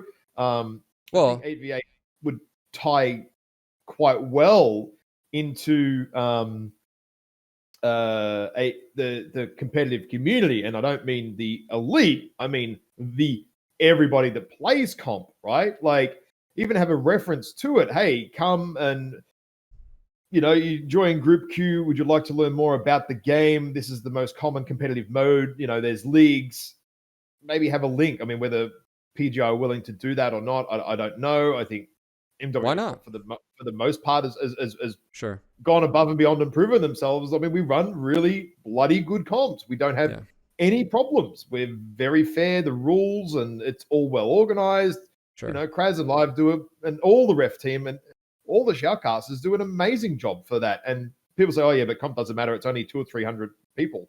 It's like 700 or 800 active, and they're in units that some of those players aren't actively playing, but they're just there in the chat supporting their players. So it's bigger than even 700. I would say it's going to the thousands. Yeah. Well, I don't have any issue with that. I mean, from the just random ideas just pop into my brain. Just, bang, I mean, it happens all the time. I mean, like I said, I mean, the discussions that have been going on have been fantastic. And like really think through potentially the implications that happen. And I feel like that's, like ideas happen all the time. You're streaming, you're talking, you're just, stuff's coming out. It's just, but sometimes you'll just get those little bits like, oh yeah, that would be, and that's what I want to hear from the community. Like, I've really liked the conversation as far as 8v8. I understand where you're coming from. I would argue even if population was an issue, you could probably make 12v12 work with the 1-1-1-1-1 and 4-man groups as well. It'd be kicking off, but you could argue that. But also too, like, I feel like it was, what is the experience that you want from the players? And, the group play, you mentioned adapting and players adapting. It's so interesting to play right now Alpine skirmish or assault when so many people have never played it back in the day, where you fought over I-9 Hill. If you lost I-9 Hill, you were done. You don't have that same depth of knowledge of maps right now, or as far as that map in particular. But my point being is, like, if you went to 4-man groups again in 1-1-1-1, regardless of 8v8 or 12v12, I think you'd see an increase in communication again, because you're opting in. Absolutely. You already know what you're getting into potentially. And actually, to be fair, they could have, just tossing this out here, you could limit what maps are 8v8 and what maps are 12. Imagine that. You had group, and sometimes some maps were 12v12 on, and sometimes they weren't. I mean, I'm just tossing that out there. You could do that, because if all you're worried about is that one lance, because everyone's in a lance, you could move people around, you could do whatever, and maybe some map needs to be a 12v12. Or do you want to limit the 12v12 group experience to faction play as well? And that's another conversation. Yeah, well, I'm fine leaving. Like, if you want to go as a 12, go to faction. I'm all right with that. Like, I mean, I do it all the time, so I mean, I'm going to have no necessarily big issue with it. But if you want to run fours and stuff, if that's what it takes, right, to get matches kicking off, and that's what it is, right?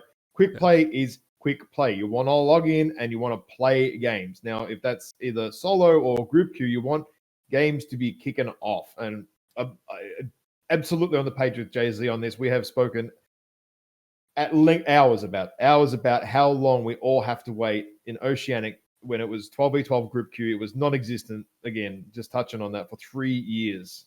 Yeah, it's 12s. Like, and then all you could do is just solo drop, and then solo would take 10 minutes as well, because I mean, at the time there was other matchmaking gates, and there was some other issues going on that, it was just a tweaking thing. But waiting begets waiting in a way. Like, if the longer you're waiting, the worse the problem keeps getting, because then people start getting frustrated and they start leaving. So again, this whole avalanche was it always like this? Or because they've switched servers, didn't they? For you guys, did that affect it? For me is random, because it randomly disappears from my select list, so I can't select it. I mean, sometimes it's there, sometimes I can't select it, so I just don't anymore, because half the time it works, and if it doesn't, another bug where you have to log in and out of the game to make it reappear, and blah blah blah. And I'm dealing with 4 minutes of load time, because that's how long it takes. It takes me over 2 minutes to load into the game right now. Yeah, 350 something mechs. So, well, I thought they moved it, the physical location. It was in Asia, yeah, and it's it was Asia, and then Sydney, and now it's in WA at the moment. But I know a lot of the guys in Asia have a lot of an issue with it, because it's a regional issue. Is the sharks keep eating the damn cable? Okay, it's not the sharks. It's actually the boats and anchors and seismic and stuff. But we call it the sharks, right? Because everything over here eats you. So why not the cables? So when the cable goes down or gets damaged, mate, the internet connection from here to Asia it shits itself. It's horrendous. So sometimes I can get better ping to Los Angeles than I do to Singapore. Like, and Singapore is, mate, it's in my backyard comparatively to LA. So yeah, it's a regular thing. It's not uncommon. Game modes. What would you do? First off, Wow. Pandora's box open right Okay, here. oh, yeah. Okay, let me can rail you in. Hmm. Would you remove incursion? Um, I don't really see Incursion that often, to be terribly honest. I vote for it just to stack a timer. If I see it, I actually vote for it just for timer stacking. I wouldn't get rid of Incursion. I think Incursion on some maps is not very good. Caustic, it's too small. If you're going to defend a base and have like radar towers and shit to capture the cells and stuff, by the time you get one cell on Caustic, you get to the middle or the cap point, take it back to your base. You've been the rest of the team's already engaging. So what's the point of running cells on a small map when there's not no benefit, but there's low benefit? The larger maps, Polar, to a degree, Tourmaline, Grim Plexus and stuff. I'm not against Incursion, but maybe if there was the cap points were moved, like you know how they're like they're all straight, right? If you had them like diagonally offset, so one was closer to your base, it would make it more, for each team, it would make it a little bit more worthwhile to go and run the cap point. And again, buffing the cap point, give it some more C-bills, give it some bloody purpose, so the live players have something to do, and roll warfare and all that sort of stuff. There's small improvement like that to Incursion could make it okay. I mean, Incursion itself is shitty when you get a stealth mech that runs into the base because the base turrets don't shoot stealth mechs, and the stealth mech can go and wreck your entire base and you can't do shit about it on Grim Plexus.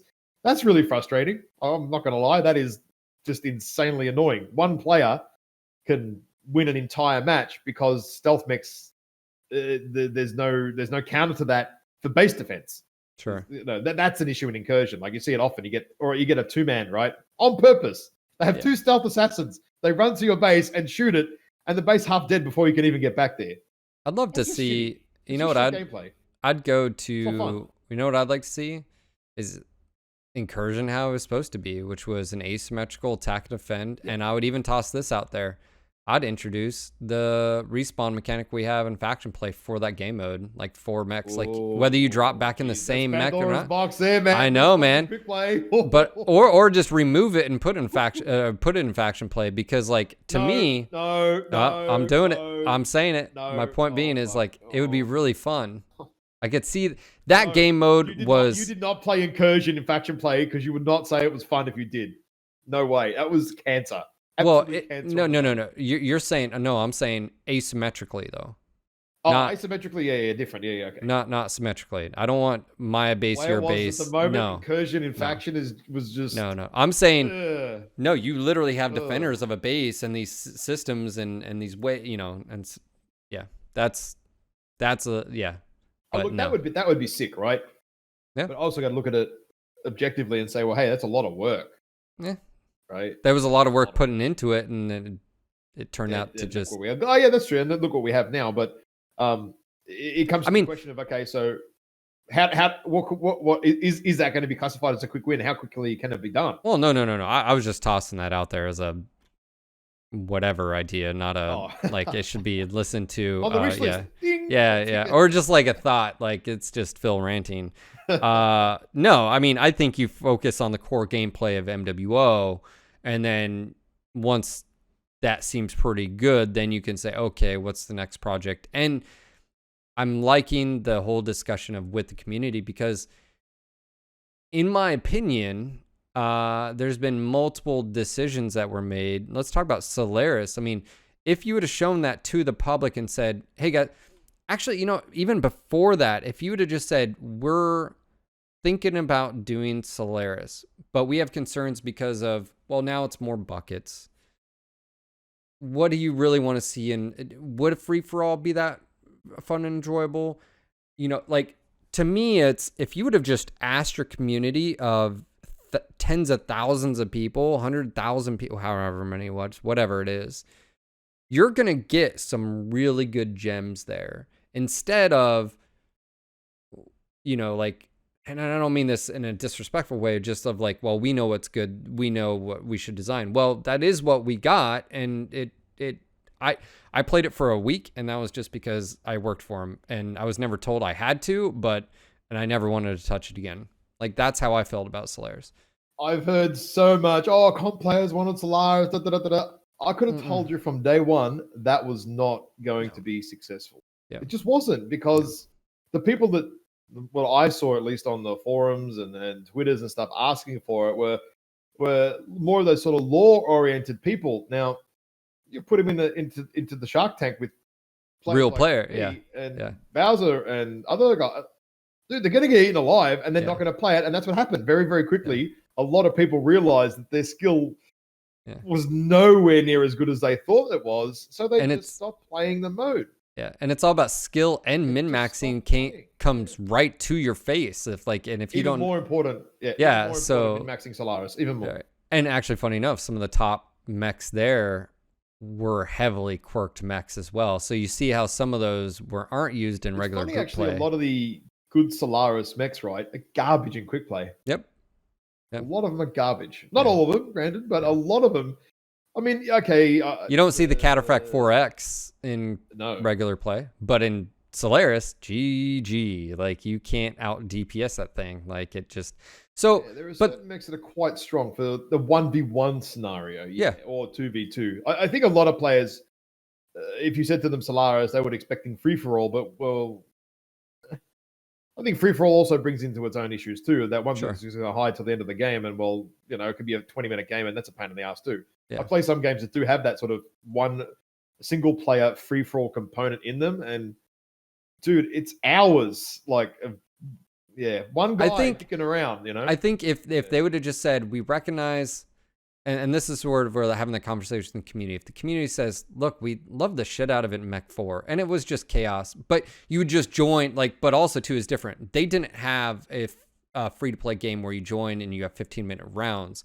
It was MSN Gaming Zone, that it was a server, basically, an instance of it running, and you would just join and you'd get your, kicks on for however long, and cool.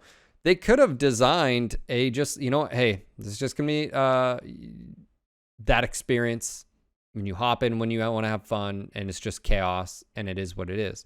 But just like how I just said, the same thing you could be said about skill tree. They never asked the community, hey, they never even asked me or Chris. And, that's one thing I will say and defend him, is he caught a lot of shit, but he never had a choice in how it was designed. Me and him didn't. It was, hey, here's what we're doing. Make these numbers work. What numbers, percentages, whatever. But go. Even then though, right? There was a skill tree PTS, and there was a lot of amazing feedback, like Solohamas and other stuff. But that's not what they wanted. Yeah, but that's not what they wanted. Yeah. So, I mean, that's what your players want. You got to listen to customers, right?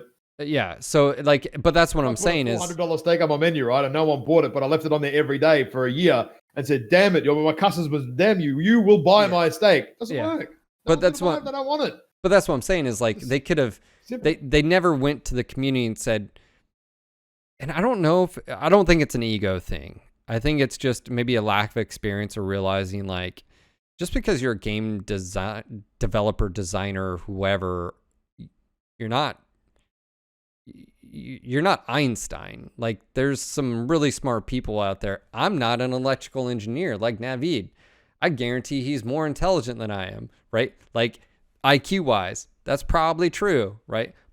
That's not to discount that I don't have opinions and I can't walk through a discussion and stuff like that. But my point being is, just because you're a game designer doesn't give you this free pass to basically, I don't even say not listen to, or not even get the idea that maybe there's better ideas out there. And that's where I like this discussion. Before, right? You come up with an idea and you work on it for 3 or 4 months, and as a team member, right, you all buy into the idea.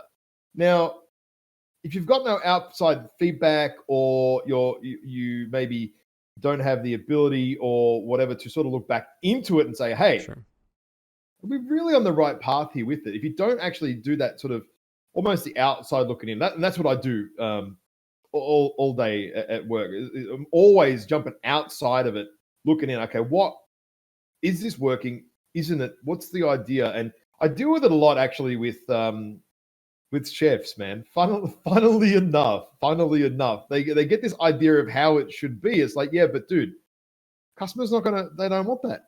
Yeah. Well, how do you know? I said, because I am the customer, mate. I am, okay, I'm a boss of the owner, whatever, too. But like, they've seen an idea, they've spoken about it amongst themselves, and they want to, they're all in, right? They want to do this thing. That's cool, that's great. But there's no one pulling the rein up and saying, hey, oh, hold on a minute.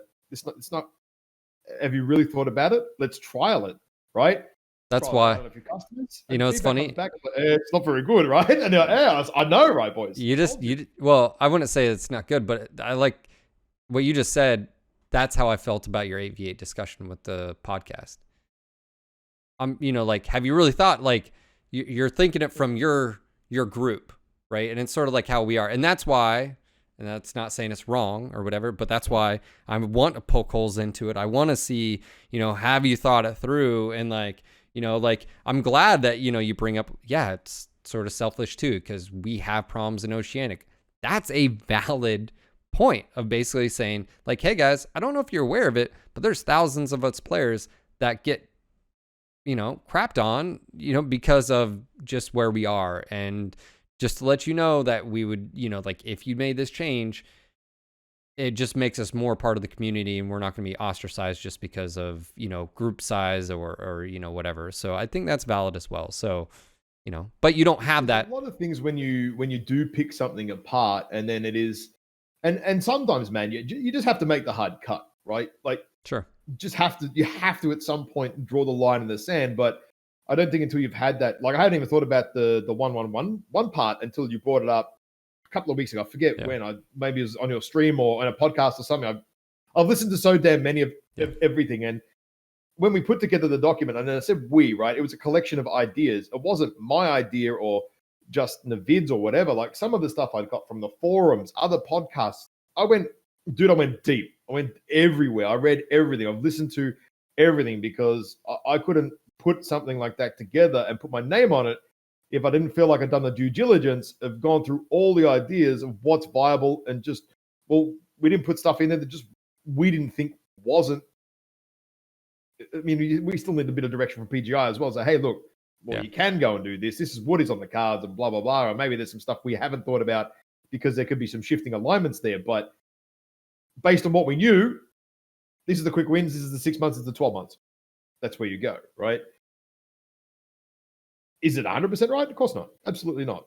Like I said, the 4-1's a great idea. Like, I hadn't thought about it, and like, yep, cool, that would make sense. And then I thought about more. Yeah, but would actually stop NASCAR to a degree, because you haven't got 4 lights. There's all sorts of little things that then flow on from that.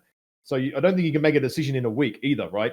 You need to come up with an idea, let it simmer for a little bit, see what comes out at the end after a few weeks of discussion, and throw an idea around. Unless it's super critical and you need an urgent fix to band-aid something because you've got a leaky gas pipe that has to be fixed, or you're going to blow it up. Right. If you're just trying to look to improve the flow or the way the gas pipe works, well, hey, think about it for a few weeks. Let the discussion flow. See what comes of it. Gotcha. Well, obviously today or this week, I suppose, I'm not going to hold him to this day. He did mention Monday. Today. He did mention Monday. So if you're listening to this and you're like, oh, what's he talking about? So how would you like, obviously, they're going to be, I guess, posting an outline of just what the community has sort of said, and what would you like as far as future communication with PGI? Like, how would you like to see it? It's been pretty good. I mean, if you're going to say, hey, we're going to put some time and money and effort and whatever back into MWO, right? Well, it starts with communication first and foremost. You've said it, Darren said it, PGI has not been good at that in the past. And they haven't. I mean, 140 characters on Twitter, it's not really enough. And even like we said, like I said in our podcast and stuff, like, let us know what's going on at PGI HQ, right? Just tell us what's up, what's happening. If there's no update this month, just say, okay, there is an update this month because we've been working on right? Like, that stuff's kind of it's not everyone's.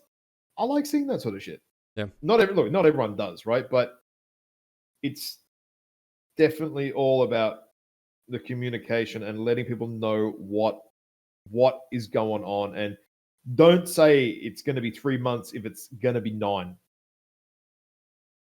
Don't do that. Don't give false hope to people. Be straight and realistic with them. You know, if you're not realistic in yourself with your timings, well, you've got another problem internally to deal with as a company and as a business. But don't say it's going to be, we'll have this done by March if it's not going to be coming anywhere near until September. That's going to break the player base again. Honestly, I all the hope, it will destroy it again for so many people. How do you feel about, I think Darren mentioned though, you know, like, well, you know, we've been talking about doing like, you know, a big patch versus smaller patches. I brought up that how I felt about it is just, you know, like do it quarterly or do it as things come on, patch it, you know, like, how do you feel? I don't care, mate. Whatever works for them as a business, man. Like they've got, had the joy of working in IT, like I said, for 11, 12 years. And I mean, methodologies and all sorts of things have changed since when I was there, you know, this is 8 years ago now. But every company has what works for them and works within their development life cycle, how they develop, how they test. I mean, I've seen PGI's test rooms, you know, like it's not, people think that PGI's this tiny little dev or whatever, you know, like their PC test room is it's big. It's not small. It's not two guys in a dark room with no lights on, just tinkering away, right? Like it's a professional setup. There's 70 or something staff there, or whatever the number is, right? It's a professional operation. They would have their established ways. I say, do it what works for them. Like, if you go and try and change it now, right? You're going to have to deal with that as well. You're just adding another layer of complexity to the whole process if you try and change it. If quarterly works for them, go quarterly. If monthly works for them, go monthly. I think, at least myself, I'm on board with whatever they're comfortable with doing. I would hopefully think that would extend to a lot of the player base. I mean, people want to see something. Don't get me wrong, though. People want to see shit soon. They do not want to be waiting 6 months. Yeah. So there is that factor as well. Yeah, man. I, as they say, the proof is in the pudding, right? Like the idea that, you know, Darren mentioned that a few times as far as like, well, prove me wrong. And I feel like, you know, since the very first podcast at 204 I did when they mentioned all this, it's like, you know, you're going to have to show the community that you're serious and that you're dedicated. It's on PGI, dude. Yeah, for sure. And then to make the first move. Yeah, and show that good faith. That's why, you know, like I'm glad Russ was there, because I do think people have to understand, whether we like it or not, they are a business, and you have to, if the business is good, then you're fine, you know, like things are good. But if bad decisions are made, obviously, I think you might have alluded to it sort of at the very beginning, but you mentioned why now. Was that a I'm assuming you were coming out of, well, maybe Mech 5 wasn't as good for them as they thought in MWO. I've got my own ideas of what did and didn't happen. And I mean, without being internal to the company, you never really know unless you're an insider, right? And I know that better than anyone. I see people say all sorts of shit about my businesses and stuff. It's like, well, no, hang on, that's not how it works, right? Like, I see it firsthand what actually went down here. And I do deep dive breakdowns every quarter for that reason, to find out what's going on, where are we at. It's the big summary kind of thing. But, you know, I mean, if you're coming back to Mechwarrior Online after you paused it for 2 years, well, you know, there's nothing. Mech 5 go as well as they thought. Look, I don't know. I don't think so. But I mean, what were the reasons behind it? Who knows? I mean, I'm not really into the MWO5 thing. I mean, I played it, but I'm not really. Sure. I'm a PvP guy, you know. I don't really. I play a single player game, but I might play a couple of runs through here or there, and after that, I just that's fine, you know. How do you feel about the discussion of Unreal? And do you see it as this golden egg that a lot of people do? Yeah, I would love to see Unreal, right? But I also, the realistic, and putting my super hard business hat on, I'm like, well, am I going to get away if I think like, oh, okay, I'm thinking like PGI, right?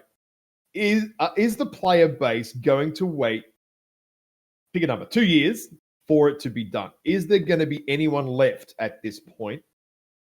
Yes or no, right? I mean, hell, you might you throw the dice, you might get a whole bunch of your population come back too, right? There is a lot of unknown with going to a different engine. I'm not for it. I'm not against it. Oh yeah, I mean, of course it'd be great, right? No, Sure. no questions asked. It'd be amazing. But what effect is that going to have? Would you shelve?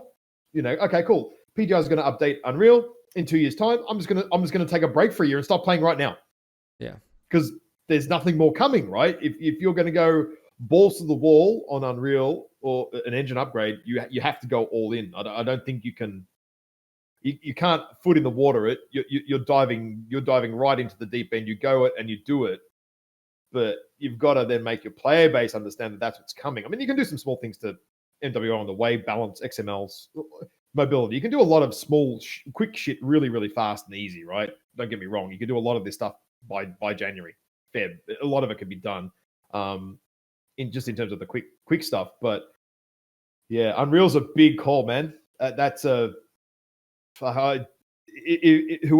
If I think if you were Matt's compiling that, if I was Matt, I'd probably be losing a little bit of sleep right now over this because that's a big one, man. All right, so it would be, I think, the biggest. Put your business hat on. You're Russ. Do you make that decision to go ahead and have a small team work on that behind the scenes? Do you say you shelve it and say, we've got a 5-year extension, but that doesn't put us in a good spot? Do you reinvest into maybe client? Like, how do you, like, what would you do if you had the crown and glory to make this decision right here, right now? What would you do? Gold mix for everybody. No. I had to do it. I'd vote for it. I would, see, there we go. Number one, Ash, Trump, no problem, easy, right? Yeah. I would actually, it comes back to the license for me. I think the 5-year thing is the big problem. But what I would be doing, and again, I don't know how the licensing works here, right? So I am totally fucking guessing, is I would go to Microsoft and say, hey, look, this is what I'm planning, blah, blah, blah, blah. I want a 2 years on top of my 5 years. If I'm going to invest this money into the IP and the license, I want a +2 at the other end of it. If I go and do it and I pull it off, yes or no. So you get 7 years out of it, and then you've now got 5 years at the end of your 2 years of development, and then you've got it. Then I could see it. Then I could see it. Yeah, I could definitely understand if they're going to do it in 2 years. Say again, it's all just numbers, right? Say it is 2 years, and you only get 3 out of it. I could definitely see where I'd be mega hesitant. I'd be mega hesitant myself. Mega hesitant. And yeah. I can understand that. But I'd be having that chat with Microsoft first and saying, hey, I want a license, an extendable option for 2 years. This is my plan. This is what I'm doing. This is what I'm up to. I'm up, Unreal 5, blah, blah, blah, blah, blah. We've got the runs on the board, Mechwarrior 5, yada, yada, yada. I need a decision so that I either invest or I don't. That's how I play it. All right. And if honestly, and if Microsoft didn't give me an answer or they fucked me around for 6 months on the answer, I wouldn't do it. Because by then you've already eaten 6 months. Yeah. I still wouldn't stop though. I'd still be doing all the other little mobilities and small balance and little, again, all that low hanging fruit. Still do that because I mean, at the end of the day, that's you focus on the product that you have now. I totally know, but I'd say it's only a couple of guys' work, right? Sure. Just here and there. Well, you do. It is not hard. I mean, we can do it now. We do it in private lobbies now. We edit our stuff and we test it, right? So we know it exists and we know it's not that hard. So there's a few things that you could do. You get a couple of guys work on that, but I wouldn't be committing a studio to an engine upgrade without a little bit more certainty. And if that's what it is, and that's what PGI needs, that it's the 2 years versus 2 years out of the 5, I'd be going to extend that 2 years at the other end. On completion, though, you got to got to dangle something to Microsoft. You got to dangle someone, you got to dangle a little carrot. Hey, if we go and do this, this is what we want at the end. What say you? Yeah. Yes or no? Yeah, fair enough. Well, sir, just want to say thank you for thanks, coming on the podcast, waking up And we got to work on this time zone stuff. I'm just, let's just. You know what it is? The East Coast US is actually the worst for me to play or engage with anybody. Basically, in the world, East Coast US is quite literally the opposite. Oh man, it doesn't bother me, dude. I mean, I get up to cast comp games. I get up at 4 a.m. when I'm going to be doing it in 3 weeks time for the championship this year, and I'm going to be getting up at 4 o'clock probably 3 days a week to cast all the games until 8 a.m. Then go to work, come home, sleep, repeat. All right, so I don't mind. It's part and parcel of it. What do we? Any last words from Ash? Where can people find you? Are you on social media? And of course, all that fun stuff. Just Twitch. Just call me Ash. Pretty straightforward. And obviously the NWO comp stuff that I've been involved with. I was back involved with MRBC as well, but you don't have to be the elite guys, and I really, really want to break that down. And hopefully we kind of have over the last couple of years, is you don't have to be a 99.9% player to come and have fun competitively and just learn the game and have some fun. I mean, you don't even have to learn if you don't want to. You can come and put your head in the sand and run your build and do whatever you want. Just come and shoot and play Mechwarrior in a different way. And that's what it's about for me. Like that's what I enjoy out of the Mechwarrior community, is doing that stuff. And I'm not even the one that puts in the most time, but happy to put in time for everyone else's benefit, because if I see people having fun, I'm having fun too. That's how it works, man. Like, yeah. Awesome. Keep the chat going. Definitely break down that stigma of comp wanted to nerf all this stuff and was behind all these balance changes and the unfunding of the game. It's that was not you guys. Yeah, I don't know where you'd read that. Man. It's not true. I can tell you. I've read it on a number of places, dude. A number. If you're listening to the people that think that, I can tell you, PGI was not listening. They were not. Good or bad. We're not listening.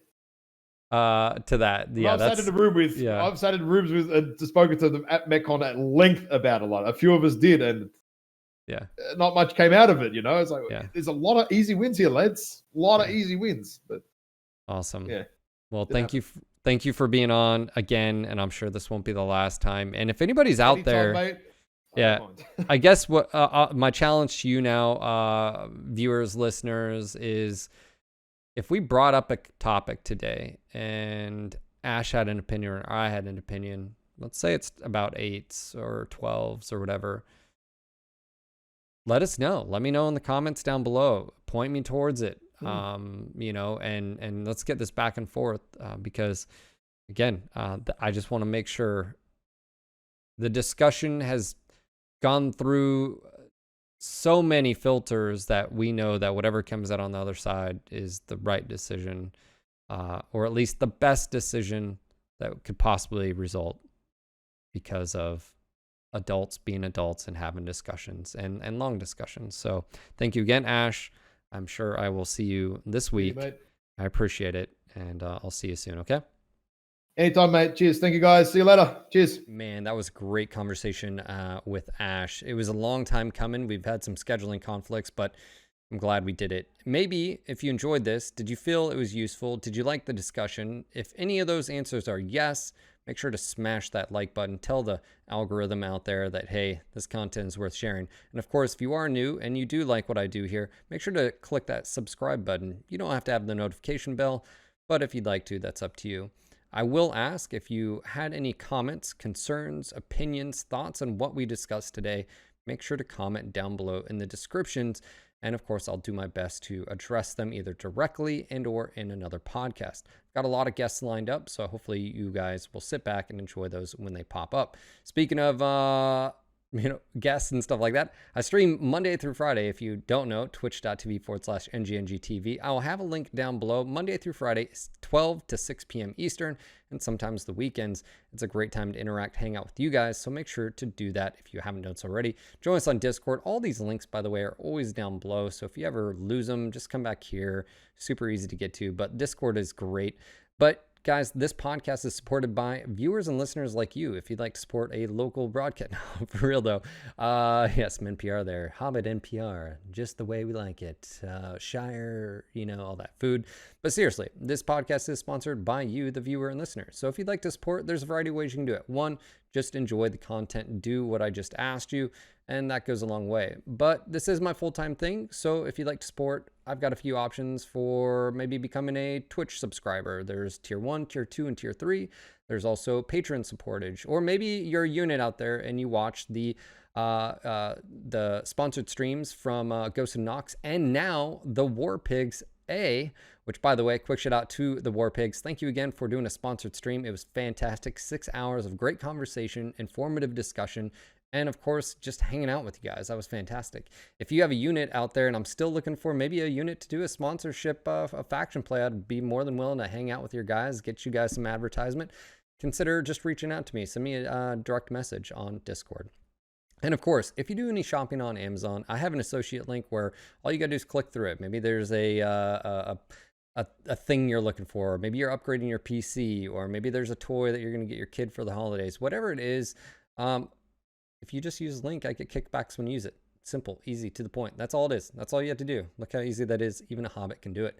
Just want to say thank you again for considering it. And if you don't have the ability, this isn't pointed at you. Just keep enjoying the content. That's really all I ask.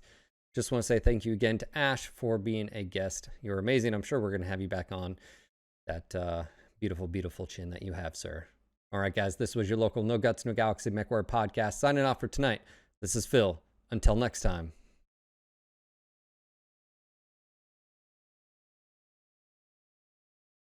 It's only awkward if you make it awkward.